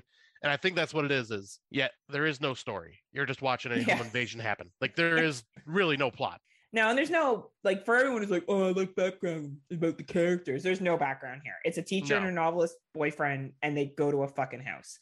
Like, and that's fine. I personally am not somebody in a movie like this where I need character development. Like, I can put myself in that situation of I went, somewhere and this shit happens to me. I don't need to get to know who the character is or any of that shit. I don't think it's necessary. Good film. Both of these films, High Tension and this one, is good films, but they're just very basic films. And I think they're going to be films that you enjoy if A, you like a lot of gore, or B, for them, you enjoy the home invasion. Yep. And I have noticed a trend. I think Martyrs is the only one that is different amongst the French films, but most of them do have just like basic plot line. Yeah. Like, Yeah. and there's nothing wrong with that. Like, it's just a simple basic plot line, just done with French style, and lots of gore. Yeah, like absolutely. Usually. Absolutely. Though we do get a little deeper with our last two. There is a little bit more to unpack with those two. So why don't we move, unless there's anything more you wanted to add about these other two? Well, with them, I will say I did like the whole where it kind of fades to black and just kind of gives like a scroll across the screen of like, this was based on a real story. When the youngest kid was interviewed, they asked like, why did you do this? And he just says, because they wouldn't play with us. I was like, that's kind of a creepy way to end it. It is a creepy way to end it. But yet again, I can't find any proof of the real story actually happening. Exactly. So like, it's so over the top, right? But yeah. And speaking of over the top, let's jump into our next film. Yep. So I'm not sure if this is just called Frontiers or Frontier-is. I don't know like what the parenthesis around the S is representing, but it was released January 23rd, 2008, also part of the French extreme wave that came through in that like decade. The synopsis is a gang of young criminals flee Paris in a bid for freedom, only to find themselves ensnared by a family of Nazi cannibals intent on breeding a new Aryan master race. Yeah. Oh boy. This movie had the purge, like sprinkle a little purge. Sprinkle a little Texas Chainsaw Massacre dinner scene. Sprinkle, and I think that's fine, by the way. I'm not criticizing the film for it at all. It was also a film festival movie that came out, and basically the synopsis of it, because I did have to read Wikipedia to make sure I was following along. So there's a far-right candidate reaches the second round of elections for French presidency, sparking riots in Paris. So there's a gang, they need to leave it. It's made up of Muslim Arab youths, and they pull off a robbery, but they get shot. And the one guy has to go to the hospital. He dies, and the other ones are on the run. And that's where they end up at this inn with the money that they have. And I think the inn scene is actually pretty interesting. So these two dudes go in first, and they're sitting there, and there's these two very beautiful women who are kind of coming on to them, and they end up having this like threesome. Yeah, there's like this wild night of crazy sex. Crazy sex, right? And then they're like eating food afterwards. It's the best. Just chilling and being like, let's eat. And they're staying in their room, and then this police officer guy shows up, and there's some really clever dialogue here where he's like, did you bang my sisters? And they're like, yeah. He's like, what, are my sisters whores? They're like, no. He's like, well, did you enjoy it? Like, it's really actually fun to watch how this guy that's portraying a police officer is kind of playing mind games with these two young kids. Anyway, they figure out that something is very wrong, and they try to escape, but they can't. Meanwhile, the gang has been separated. So the girl's brother dies in the hospital. She's with, I think, her boyfriend. Yep. Right. They arrive at the inn as well because their friends had told them that's where they are. And things just escalate. They meet the head of the family of the people that own this inn, and it turns out that they are Nazi cannibals. Yeah, straight up. Right? Like straight up Nazi cannibals. And they have decided that the girl is going to be their new mother. Breeder. So she's going to be wedded off to the guy that's pretending to be the cop, or is the cop, or whatever the case is. And there's a lot of fucking gore. There's a lot of violence that occurs in this, like all the other French films. And the ending scene is probably the most violent, where she fights back. But I don't know, what stood out for you, Scott, throughout this? Oh man. One thing I noticed, so when you were talking about like the whole crazy 4-way, 3-way sex thing, if you didn't know that these people were like neo-Nazis, you would probably instantly know once you've seen the blonde woman's back tattoo of the Iron Eagle. Yes. You're like, wait a minute. So you just see that, like, uh-oh. Right. But yeah, like what stands out for me in this film is like they have this whole underground facility which has all these twisted looking monstrous humans down there. Yep. Which you later find out is this petite little girl's children. That is basically just all these people are fucked up looking because of inbred. and being just like, and they're just literally down there and being fed cannibal scraps, basically. So it's kind of almost like People Under the Stairs too. Yeah. Right? Like it's a really like it's an interesting film. It's like a little bit of every horror film mixed into a mixing bowl, and they made this horror cake of weirdness.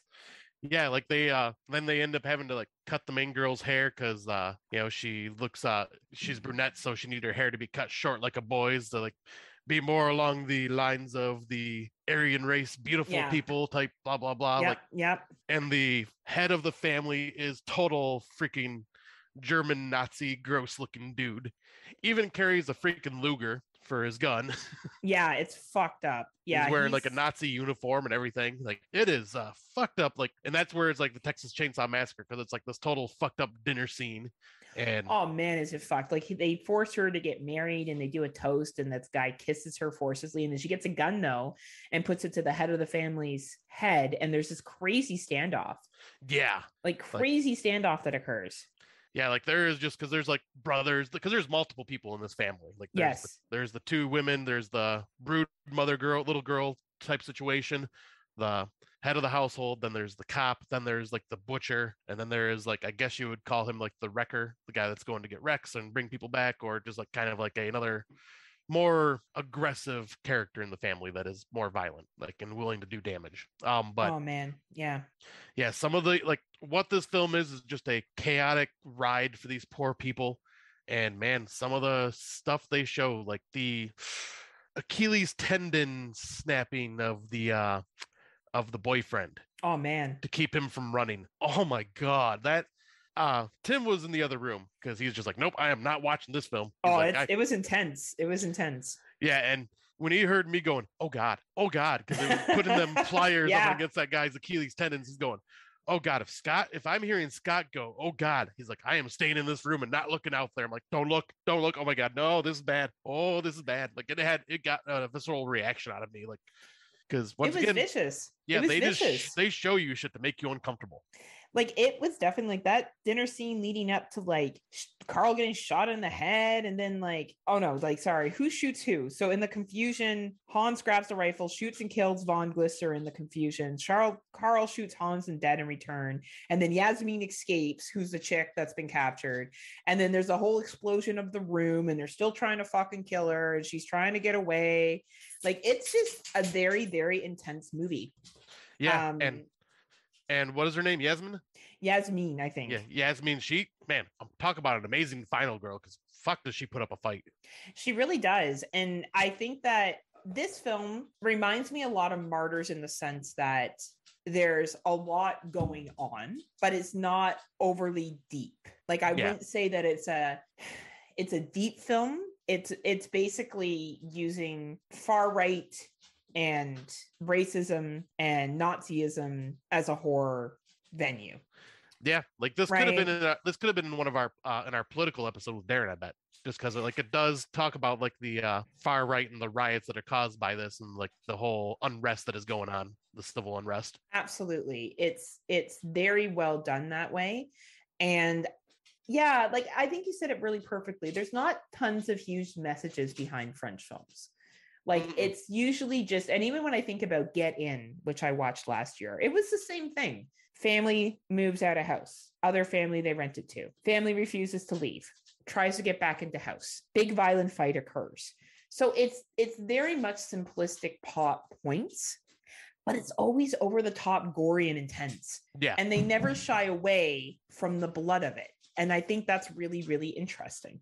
Yeah, I was gonna say, I think Martyrs is the only exception, because that one does have more of a deeper message behind it, with the whole like trying to get to that higher level after death type situation.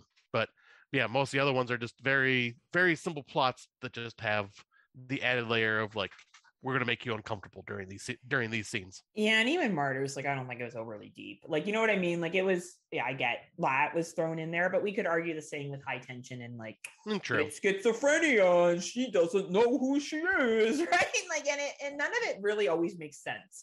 A lot of the stuff is kind of very over the top, but the gore of it, like that shooting scene at the dinner table, the scene with the pigs where they basically sacrifice that guy in the fucking pig pen and she's crawling through the mud, and like It's a very dirty, gross, intense film. And you just kind of get like locked into the violence of it. It's just very violent. And it's 2 hours. It's a long film.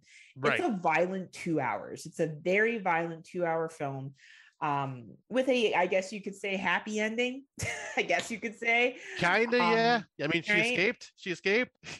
And the endings I find of French films are like, and it ends. Like, they're like, you know, high tension. They're like, and she's crazy, and it ends. And, you know, in them, and they're dead, and then it ends. And Frontiers, and she runs into cops, and we don't know what happens.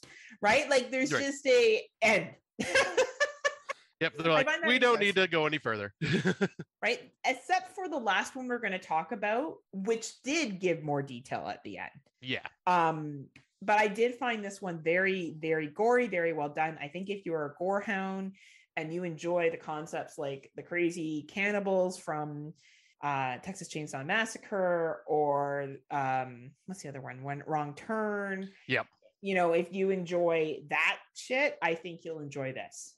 With the backsetting of the purge happening, kind of thing, right? That exactly. Right extremity is coming into power, and people are going to be, you know, disadvantaged if they're not, you know, and who would be favored in that far right regime. I think that you'll enjoy this. There's a lot of chaos, obviously, and a lot of money put into it. Very, very intense film. Yep. And let's not forget the table saw scene. Whew, boy, was that man. Like just the kills in this were very, very over the top gory. And it's funny because the last one we're going to talk about, there's some really violent kills, but the movie isn't based on it. I feel like Frontiers, high tension, based on kills, based on blood, based on gore. Them is based on like, oh, you're right. It's like a found footage, but nicer, of these people being invaded. And then the final one is different, but I wonder if that's also because it was made 10 years later, almost. It could be, because I think, right? Because I think Frontiers and all of them were in that French extreme, and that's why they were called the French extreme wave, because they were all super violent and over the top.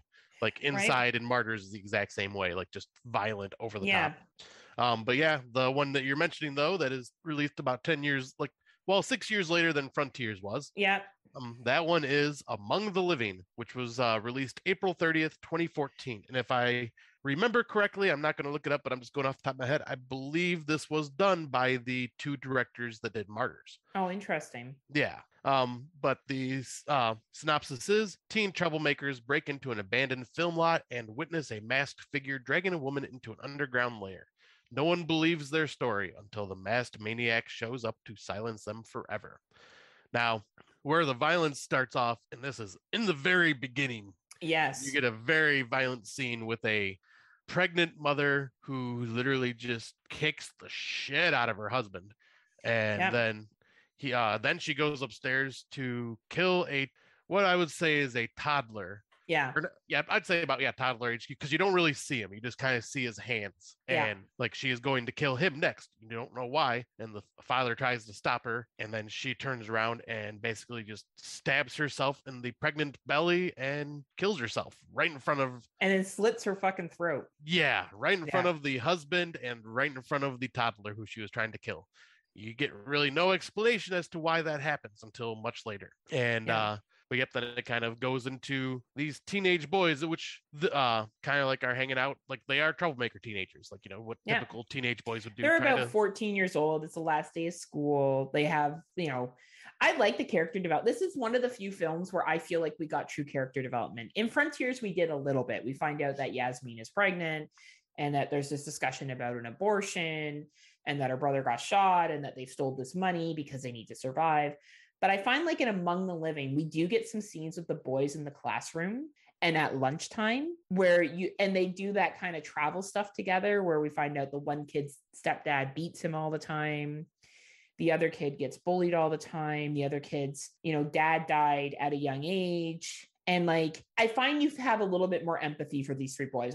And the one kid that really stands apart, like the big buff kid, you know what I'm talking about? He's way taller than the other like little one. I'm like, how are the three of these guys friends? But you know, it's convincing enough, and they do give you more of a backstory of these three. Yes. Yeah, you get a lot of character development. You do. Like, you kind of feel for these kids. Like, they follow this creepy dude into like a barn, and he chases them out, and the one kid is like possibly going to stab him, but he doesn't, and he runs away. And that's where they end up at the abandoned film lot. And that's where they see the woman being pulled into this church. And lo and behold, it's by the people who we saw in the first scene.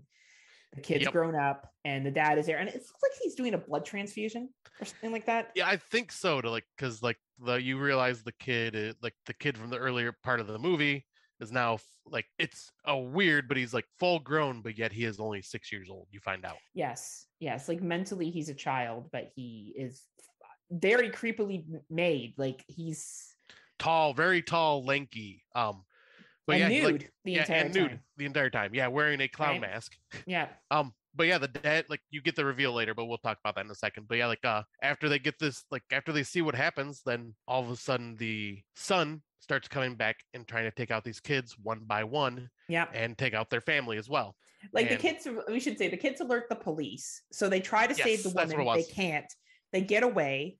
Really good scene of these kids trying to get to this woman. They can't. They get away. They bring the police there. The police think they're liars. They take them home. The one kid's super rich and his parents are like, oh, you're going to be in big trouble. His babysitter's there. And I think one of my favorite scenes is when, this guy decides, he tells his son, you're going to go stalk these kids and kill them. George watched this movie with me as well. And he said to me, he's like, well, how did he know where these kids lived? All he had was the missing poster of the cat. I'm like, yeah, big plot hole. Right. He figured out from the main character, I would say, his little sister lost her cat and he had the poster in his pocket. And it fell out at the church as they were trying to save this woman. And that's how this guy was apparently able to track them down, which was a little over the top and silly, but yeah, it is what it is. Yeah, I didn't even think about that, but yeah, that is a good plot hole right there. Right? It's pretty silly, but there's a scene where she's putting him to bed and she's like, well, you'd be more grown up if you didn't have all these stuffed toys. And she's listing them and then says a clown. He's like, I don't have a clown. Yeah. Right. And there's just this random fucking clown head sitting in his pile of stuffed toys. And I find that scene still very suspenseful. Yeah, because it's literally just this creepy, dirty clown mask amongst the fluffy, happy-looking stuffed animals. It's like, what doesn't belong here? It's just it's very creepy. And then they're like, well, shit, we need to get downstairs and call authorities because this is kind of creepy. What's going on? And then she realizes that someone's calling the house, but it's her cell phone that's calling the house. And she's like, wait, my cell phone was right over there, and it's not there anymore. So she answers, and it sounds like all she hears is breathing on the other end. Yes. And so she hangs up and decides to call her cell phone, and she hears it ringing from up in the little boy's bedroom. So she's like, you stay here. I'm going to go upstairs and figure it out. And this is where I found it very creepy. The phone is vibrating and lighting up underneath the clown mask in that scene where it's just lighting up. It's so creepy. And it's so creepy. Yeah, then you see the tall, lanky shadow stand up behind her and take her out. Yeah. And yeah, you made a good point about this, though. They don't show any of the violence towards the kids. None. So this character kills the first young man and his babysitter. You don't really see anything. There is a chase scene between him and the guy, but you don't see what happens. And then the other young man who's been beat up by his stepdad goes to shoot his stepdad. His stepdad wakes up, beats the fuck out of him. And then that dude shows up there. He's a mechanic, so it's in his garage. Guy goes out to the garage, gets killed, and then the kid follows out, sees the figure. You assume he gets killed as well. Yep, and then we have because they cut away. And then we have our one main character left, our one young man, who I actually really like him, and I love the relationship he has with his stepfather. It's such a minor part of this film, but I love how the stepfather isn't a dick. The mom's giving the kid the gears and the stepdad's like, it's not a big deal. I did lots of stupid shit when I was his age. And he's teasing him. He's like, hey, next time you want to have that kind of fun, why don't you give me a call and I'll come with you? And you can tell that the stepdad and this kid get along actually really well. Yeah. You can tell that he's come into the picture and he hasn't, they have a new baby together, but he's really good with the kid's daughter, the boy's sister, the one that lost the cat. Is the same dad for those two, and then there's a baby that's his kid, and I really like the balance between the relationship actually. Yeah, that whole family dynamic for that main character in the main family, it's really well done. And you actually really like the stepdad. In the short time he's in there, you're like, man, this is a really good dude. Yeah, and you Like, feel so bad for him because like what happens to him? huge. And that is the one thing that I will give this movie credit for. I felt really bad for Yasmin in Frontiers. I felt really fucking bad for her. But we had a whole movie with her. We had her from the beginning throughout, and you felt a lot of empathy. This stepdad shows up for maybe 20 minutes of the movie. Yeah. But within that 20 minutes, you're like, wow, he's a really good guy. He's really, adopted these two kids of his own. He's really trying. Like, you could tell there's no hostility between him and the son. Like, he's trying to smooth it over with the mom and be like, give him a break. It's fine. I did stupid shit too. Don't worry about it. Like, he's really trying to kind of play it down. And basically, this lanky guy breaks into their house, and this man's trying to protect his family, and he disables him. Literally, he paralyzes him. Yeah. And then tortures him to death. It's fucking disturbing. Yeah, and like fucks up his already broken arm and breaks his arm even more in a very violent fashion. And this is where we get the reveal that this is a tall, lanky, naked dude. Yeah. And like with a very, very micro penis, or it was just cold in there. Or it was very cold in there, right? And there's a great scene with the baby where this thing kidnaps the baby and puts the baby in the fucking washing machine. Yes, and that scene was so fucking heartbreaking. And you don't see the baby in there, you just hear it. So what they did was they put baby crying sounds in the washing machine. But the mom and the son are trying to get this fucking washing door, this laundry door open, and they can't get it open, and the figure's behind him and just beating the fuck out of the mom. And the kid's trying to get it open. He beats the fuck out of the kid. And somehow they manage to get it open. The kid manages to get his little sister out. The guy, in the mean of all this chaos, kidnaps the other little sister, takes it back to the family. Which didn't really make a lot of sense. Like, why would he do that? Why is he going to try to like coax the young man there? Like, that makes it silly film. The two cops that seem to exist in this fucking town show up randomly because they did call the police, and then the police follow this kid to the church, and there's a big standoff there. It does get a little silly in that scene, but I will say that there were certain parts of this that I found very suspenseful. And again, I'm a little biased. This was one of my top 10 movies, so I really like this film, right? What did you think of the ending scene, Scott? Like, more objectively than I can probably be. So like I really dug like the whole like final standoff. Like, yeah, it was kind of just silly, like, but they needed something big to happen there. And like, yeah, the violence that is done to the cops there, like, and then the reveal that the masked person that is there with the tall lanky dude is the father from the very beginning of the film. And then he even like says, like, because the mother ends up stabbing the son, and like he falls down, and the father runs up to him going, he's just a boy, why would you do this, he's only 6 years old. Like, he literally just lists like some type of deformation or something that happened to this child where he like grew really tall, but he was literally only 6 years old. Like, it's, and that's kind of where like you get the reveal, like, oh, okay, that's why the mother was trying to kill him earlier, and blah blah blah, because he was kind of a quote unquote freak of nature. And like, I do love the cold heartedness, because he's like, why would you do this, he's just a boy, blah blah blah. And it's like, yet you're sending him out to kill our children. And I love how the main boy just says, no, fuck this, mom, grabs the gun and just shoots the kid right in the head, and then walks away. The only thing I did not like about that ending, and I'm going to sound like Venom from Fresh Cuts and No More Room in Hell, why the fuck would you not shoot the father? Yeah. Like, why the fuck would you not be like, and you're dead too, you motherfucker? Because that, and he just walks away staring at them. I did find that ending, and I get it, right? Like, they just wanted to set it up for what we learn at the end of the film, which I will give this film credit for. I enjoyed the other three, but like Frontiers, leaves with the chick being ends with the chick, running into the police barricade and surrendering. But this film here, we see that finale of the dad escaping, and the mom, the baby, the little sister surviving with the one remaining boy. We see him at his friend's grave site, so we know the two other boys have died. They go visit the stepfather who died. Right. And they have that really nice emotional scene. And she launches the firework into the sky. Right. That's what he said he wanted to have done. Right. And like, that was honestly probably the best part. Anything that involved that family, I really, really enjoyed. Yeah. And then we see the dad from previously, the dad of the freak guy, at a park with a hood on, and it's busy, and then there's this woman pushing a baby carriage, and he says, we'll start again, we'll build a new family, and we will live among the living. And everyone starts to clear out, and he's just following her down the path, which we know he's going to kidnap her. Like, that's what that's obviously leading up to. Yeah. And I did appreciate how they ended it like that. Like, it gave a little bit more, this guy's still alive, he's going to fucking do it again. And it's meant to make you feel unsettled. Yep. Right? Yep. There are some issues to the whole film in general, but like, yeah, like it's still a very solid watch. And yeah, like I think it's doing all four of these films, like each one was similar but also different. And I like that. I like because like French films have definitely a similar styling to them.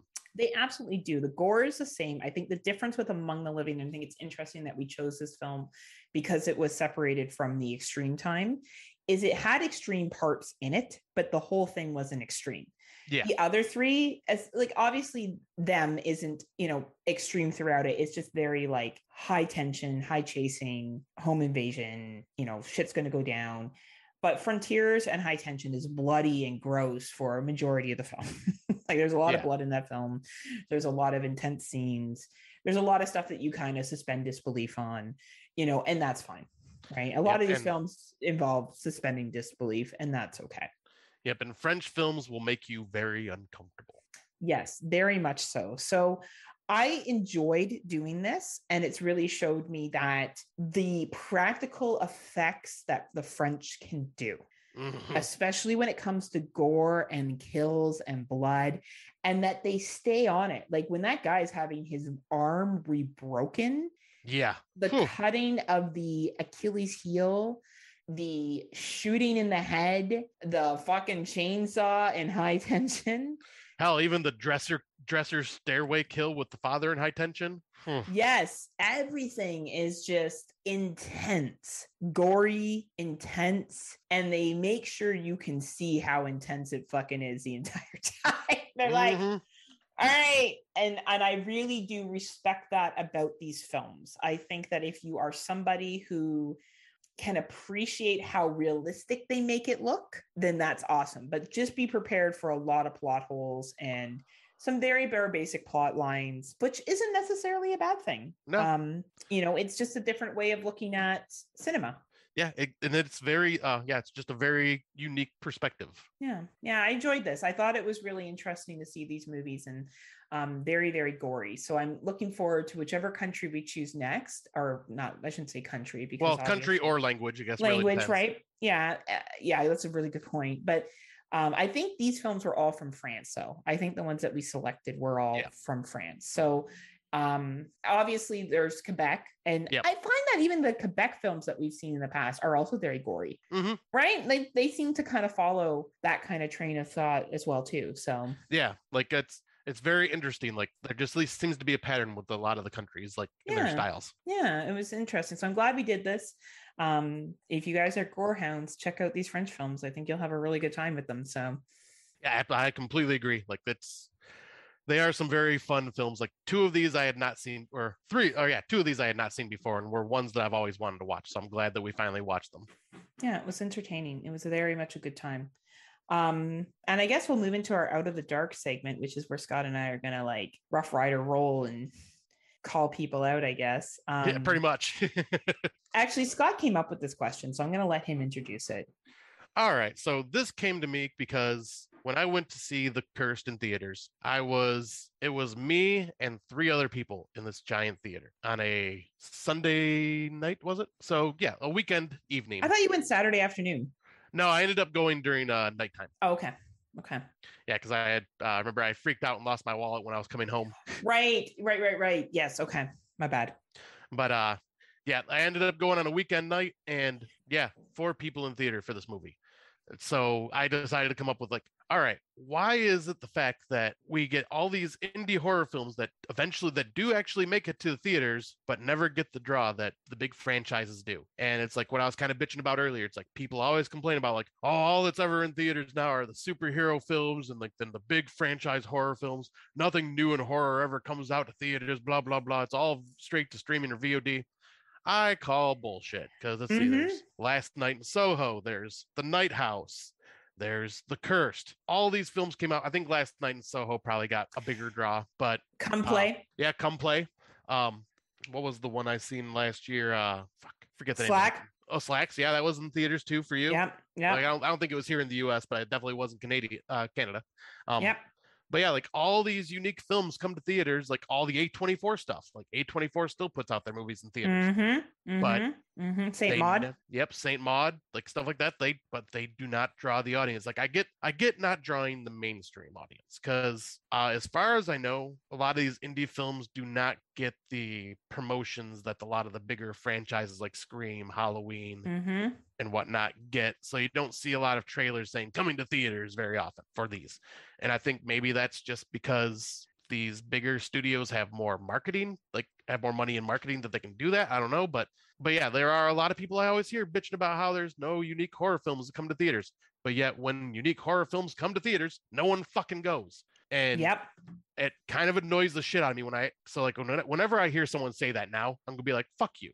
Because you obviously did not support the films that actually were in theaters, like that actually attempted to go to the theater. Like like I know you are just as like pretty much right on the same page as me. Yeah, I think you and I speak the same language here. And I probably wouldn't have thought that way prior to podcasting. Since we've been podcasting, Scott and I collectively have probably watched close to over 1,000 films. Like I'm looking at the last couple of years that are first time watches for us, whether they were 2021s, 2020s, 2022s, or other films that we've just watched, from other years. And it's really increased my filmography. I find now more than ever, it's rare that someone will bring up a film to me and I don't know what they're talking about. Like I probably have seen it, or I at least know of it, or whatever the case may be. And people who are really invested in horror, it is absolutely your right and your prerogative to worship the ground that the Texas Chainsaw Massacre franchise walks on, that the Halloween franchise walks on, the Scream walks on, Nightmare on Elm Street, The Purge, etc., etc., etc. There is nothing wrong with enjoying those films. But I feel the same way about people who enjoy those films so much that they don't give anything else a chance that I feel about people that tell me that the 1980s were the best era in horror films. Agreed. You are really not doing any benefits to the genre to make those kind of statements. The Night House last year was one of the best films that were dropped in theaters. It was well acted. It was energizing. It was suspenseful. It had a great plot to it. And it made less than I know it made less than fucking Forever Purge, which don't get me wrong. I get Forever Purge, right? I am on Box Office Mojo right now, and the Night House in its entire theater run made worldwide 15 million, which domestically 7 million of it, 8 million internationally. Wow. So and let's see, the Purge or the Forever Purge, that was the last one, right? Yeah, Forever Purge. Let's see what they have here. Let's just give an example of like franchises. Yeah. The Forever Purge worldwide, 76 million. And to even think that those two movies could be put in the same category together, and I'm not shitting on Forever Purge. I watched Forever Purge and had a good enough time with it. I didn't think it was a horrible film. I thought it was fine. It was a typical Purge film, and that's fine. But when you have fucking brilliant movies like The Night House, Come Play, The Cursed. Now, last night, I saw The Cursed on a Saturday night. There was about 15 people in the theater. Oh, that's good at least. Better than I expected. And outside of me and George, that probably would have been 17. So that's not bad for a film like that. And that was the 7:00 showing on a Saturday night. That film is incredibly well acted, well-known stars. The chick in there also was the main chick from Yellowstone. So, it's not like there's not familiar people in this. And yet again, we will have people that will say there's no good horror films that have come out this year because all they do is watch Scream 5, Texas Chainsaw Massacre, and what I refer to as low-hanging fruit. And you know what? If that's what you really dig, cool, man, no problem. Yeah. But to then have the opinion that nothing good has come out when you haven't bothered to watch international films, films like this that are indie films or just aren't the big franchises, it really doesn't give much validity. Here's an example. I don't like comic book films. I don't watch them. I'm not someone who advocates for them. So my opinion when it comes to Marvel films is really lackluster because I haven't watched enough of them to tell people what is good and what is not. So I don't pretend to. Right. I am definitely a fair weathered person. I'll probably see, which I know is DC. I'll see the new Batman film. No problem. It looks good. I'll probably wait till it comes out because it's 3 hours long. Right. I enjoyed the Dark Knight series. And I've enjoyed some of the adventure films, but I haven't watched enough of them. So if I was to be like, well, the first Iron Man's the best one, and people would be like, well, why do you say that? I'm like, well, because it's the best one. Well, the truth is, I've seen 2, Iron Man 1 and Iron Man 2. It would be like the same people who tell me that horror has been bad or that there's no good movies when all they fucking watch is Scream and Texas Chainsaw Massacre. Get the fuck out of here. Like, that is not a valid opinion. And I don't know why people feel the need. Like, if there's something I don't know a lot about, if I'm like, you know what, I haven't really watched all those films, I don't really know. I talked about my friend Mark earlier. He is really into Universal monster films. So is Liz, who's a listener of the show. Liz watches a lot of Universal monster films. Oh yeah, she's a big buff of those. Right. I would never walk up to Liz and Mark and be like, oh no, like Bride of Frankenstein's the worst. And they'd be like, well, how many have you seen? I'd be like, Frankenstein and the Bride of Frankenstein. That's it. Like, it's the same thing. I don't have the knowledge. So I rely on Liz or Mark to say, hey, I know you've watched a lot of Universal monster films. Which ones do you think I should check out? I'm okay with someone else being the expert or someone else giving me information. And I feel like when people feel the need to be like, this year sucked for horror or this has sucked, it's because they're not willing to listen to what other people have to say for whatever reason. I don't know why. Because it's okay to be corrected on something or okay to have information shared with you that you didn't know about before. Like, and it's because especially when it's like the stuff in theaters, like, you know, us podcasters, we all, like, a lot of us will go to the theater to support horror, any shape or form horror film.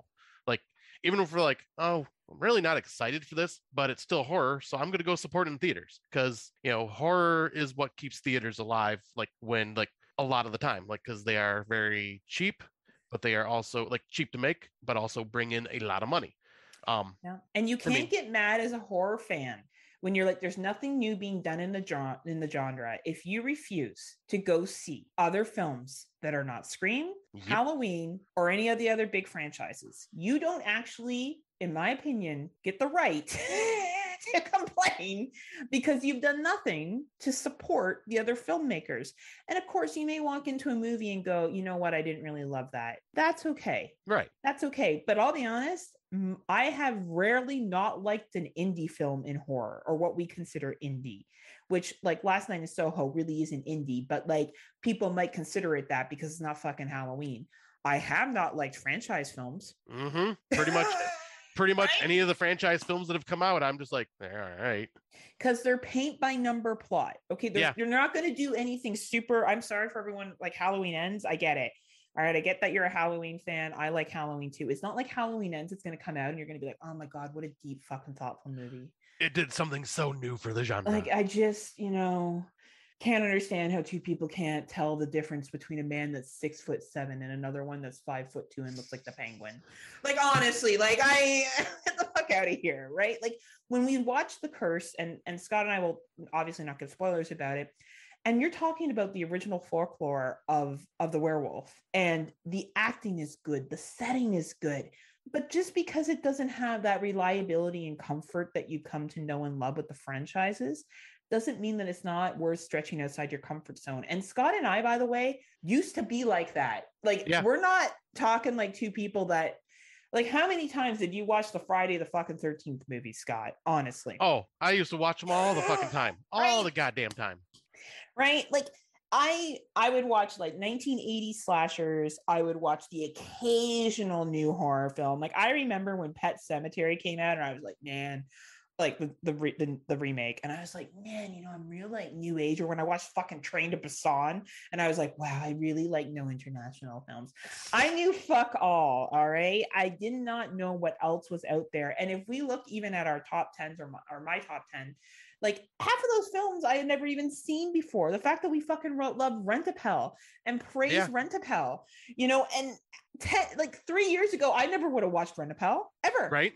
And I just think if you're going to be a die-hard horror fan, I'm not talking about the mediocre horror fans out there. I get it, because I'm a mediocre action film fan. Like, I'm only going to see The Matrix. I'm not going to see like some new action movie that just came out. I'm going to watch a James Bond film. I'm not going to watch some other side, spy film. I'm not going to do all that. But if you could, so I get, your fair weather horror fan that just wants to watch the franchises, no problem. But if you are somebody who's like, oh no, I'm a real horror fanatic, and all you watch is fucking franchise films, you are really missing out on the genre. And also, you're not encouraging new artists to come up with new things. So be prepared for Jordan Peele to be the only thing you fucking see that's different. Because that's the only person that's getting the drive in the theaters, or Robert Eggers or whatever, or Adi Oster, because they're the only ones that are going to get even noticed. And even then, how much money did Midsommar make in the theaters? Yeah, let me look honestly, it up real quick. Right? Like, I'm sure that Midsommar did not make the money that people go and praise it now. And I think it's because a lot of people watched it on VOD.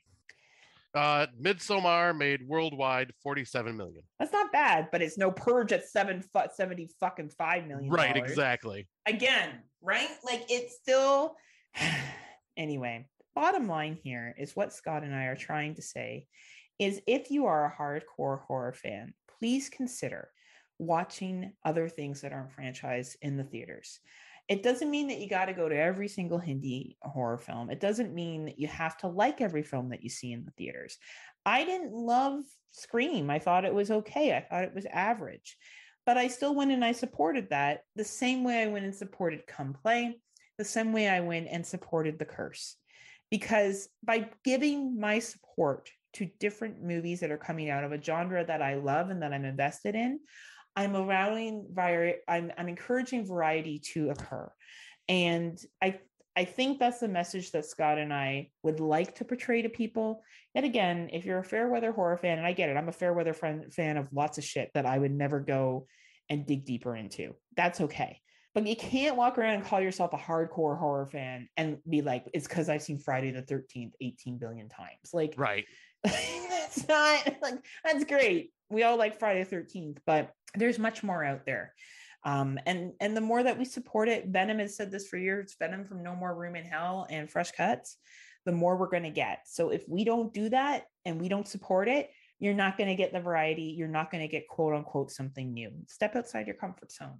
Go watch that international film. Because you got to show these studios that, you want unique stuff. Because the more we just keep going for these big franchises, that's all they're going to fucking produce is just these big franchises, because that'll be what puts asses in seats. Right. But like, you need to like show these other studios out there, like, hey, we want to see this type of stuff in theaters.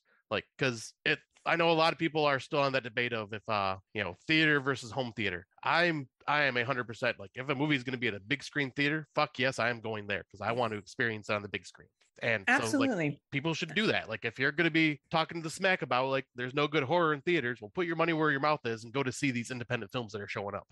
I agree with you, Scott. And the only thing that I would say separately, if for some reason you don't feel comfortable going to a movie theater, but if you can at least pay to rent it, like, at least fucking do that. Like, even then it's less of a risk.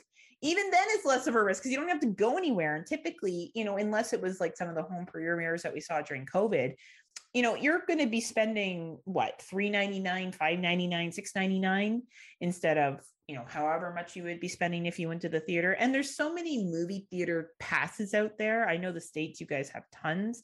We have the Cineplex pass now here in Canada, which I subscribe to support the cinemas. And like, just for fuck's sakes, at least rent the movie. If you're not going to go to the theater, like, at least rent it, at least invest in it.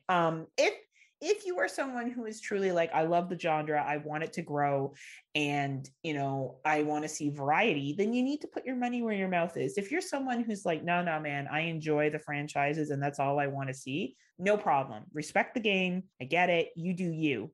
but you can't say one thing and do another. And I think that's where what Scott and I are coming from is if you're going to say that you want these things, then you got to make some action to help make it happen.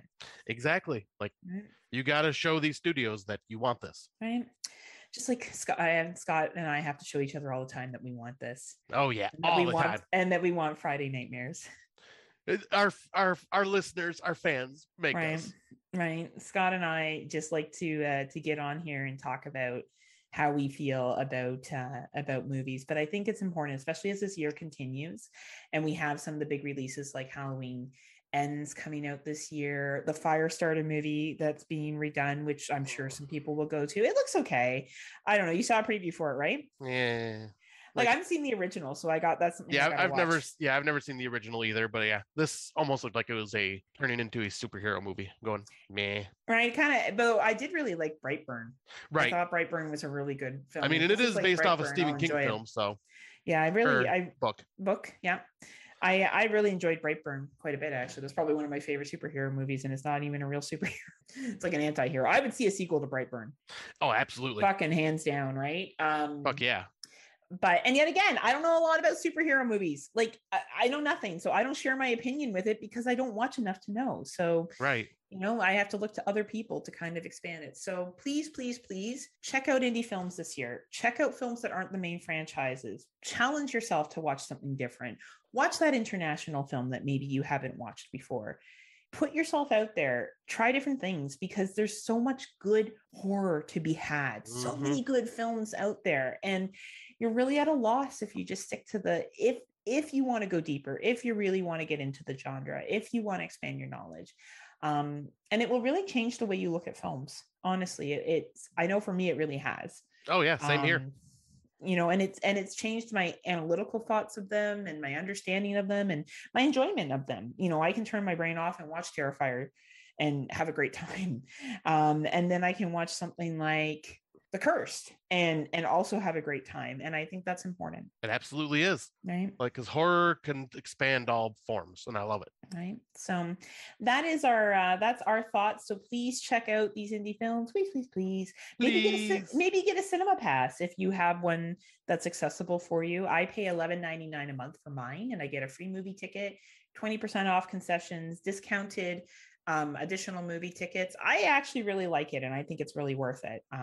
So I encourage other people living in Canada, if you haven't signed up for the Cine Club membership yet, it's really great. I really do think there's advantages to it. Yeah, and unfortunately none of the theaters that are around me have like an option for it. So that's too bad. Yeah, but most of mine are like independent style theaters. They're not like big named theater franchises. Well, you're supporting the independent theaters then. Right, exactly. Right. Either way, Scott's a hero, is what we're hearing here. Not all heroes wear clothes. Some of them have beards. Long. Some of them have beards. Nothing else. Long. That's it. Just beards. That's what Scott walks around with. And for more on that, go to our OnlyFans page. Yeah. Have we recorded since I did that post about you being with that fucking zombie? I'm glad everyone thought that was funny, Chompy. I don't think we have. I don't think we have. I think this is the first bit of it. I'm glad people found our Valentine's Day post funny that I said Scott was getting engaged to Chompy the zombie. And by the way, he did say yes. And that Scott's agreed to become a zombie and live the zombie lifestyle. I will be sending out wedding invitations to all of you. Very exciting times here at Friday Nightmares. So we'll be back again in 2 weeks. Again, we'll be keeping this momentum going with our next episode. I guess I'm not sure which country we'll do next. Scott and I will probably talk off air and figure that out. We got or language we'll do. We do have Germany that we talked about doing. There's Swedish films, there's Finnish films, Norwegian films, Irish films. Irish, UK. We could do UK and or maybe we should do British separate. Maybe we'll have to look into that a little bit more and see what we can come up with because we're having a good time with these. It's fun. It's one that we'll have to do for our good buddies Phil Ray and Peter Baird, Brazilian horror. Oh, absolutely. Phil and Peter. My heart. We definitely have to do those for Phil and Peter for sure. Absolutely, 110%. So in the meantime, if you haven't already, please subscribe to the Legion Podcast Network. Also, if you're not on the Legion Patreon, What are you waiting for? What are you waiting for? You can join today. It's pretty cheap. I think it's like $2 a month, something like that, or $3 a month. You get access to Scotty and I's top 5, as well as a bunch of other shows. It's a very good investment for you. And yeah, I guess in the meantime, is there anything else you wanted to say to the good people, Scotty? Not that I can think of. So yeah, just once again, thank you all for joining us and taking enjoying what we do and always creating the wonderful photoshops and memes that of us. It just makes this even more entertaining for us, especially when it's something that we say and taken out of context. It's amazing. Yeah, it's amazing. So thank you all for that. Thank you for all the support. Thank you for always leaving us feedback. And yeah, we hope to we'll have another country or language picked out and hopefully have some very unique films to talk about there as well. So yeah, until next time, unpleasant dreams. See ya.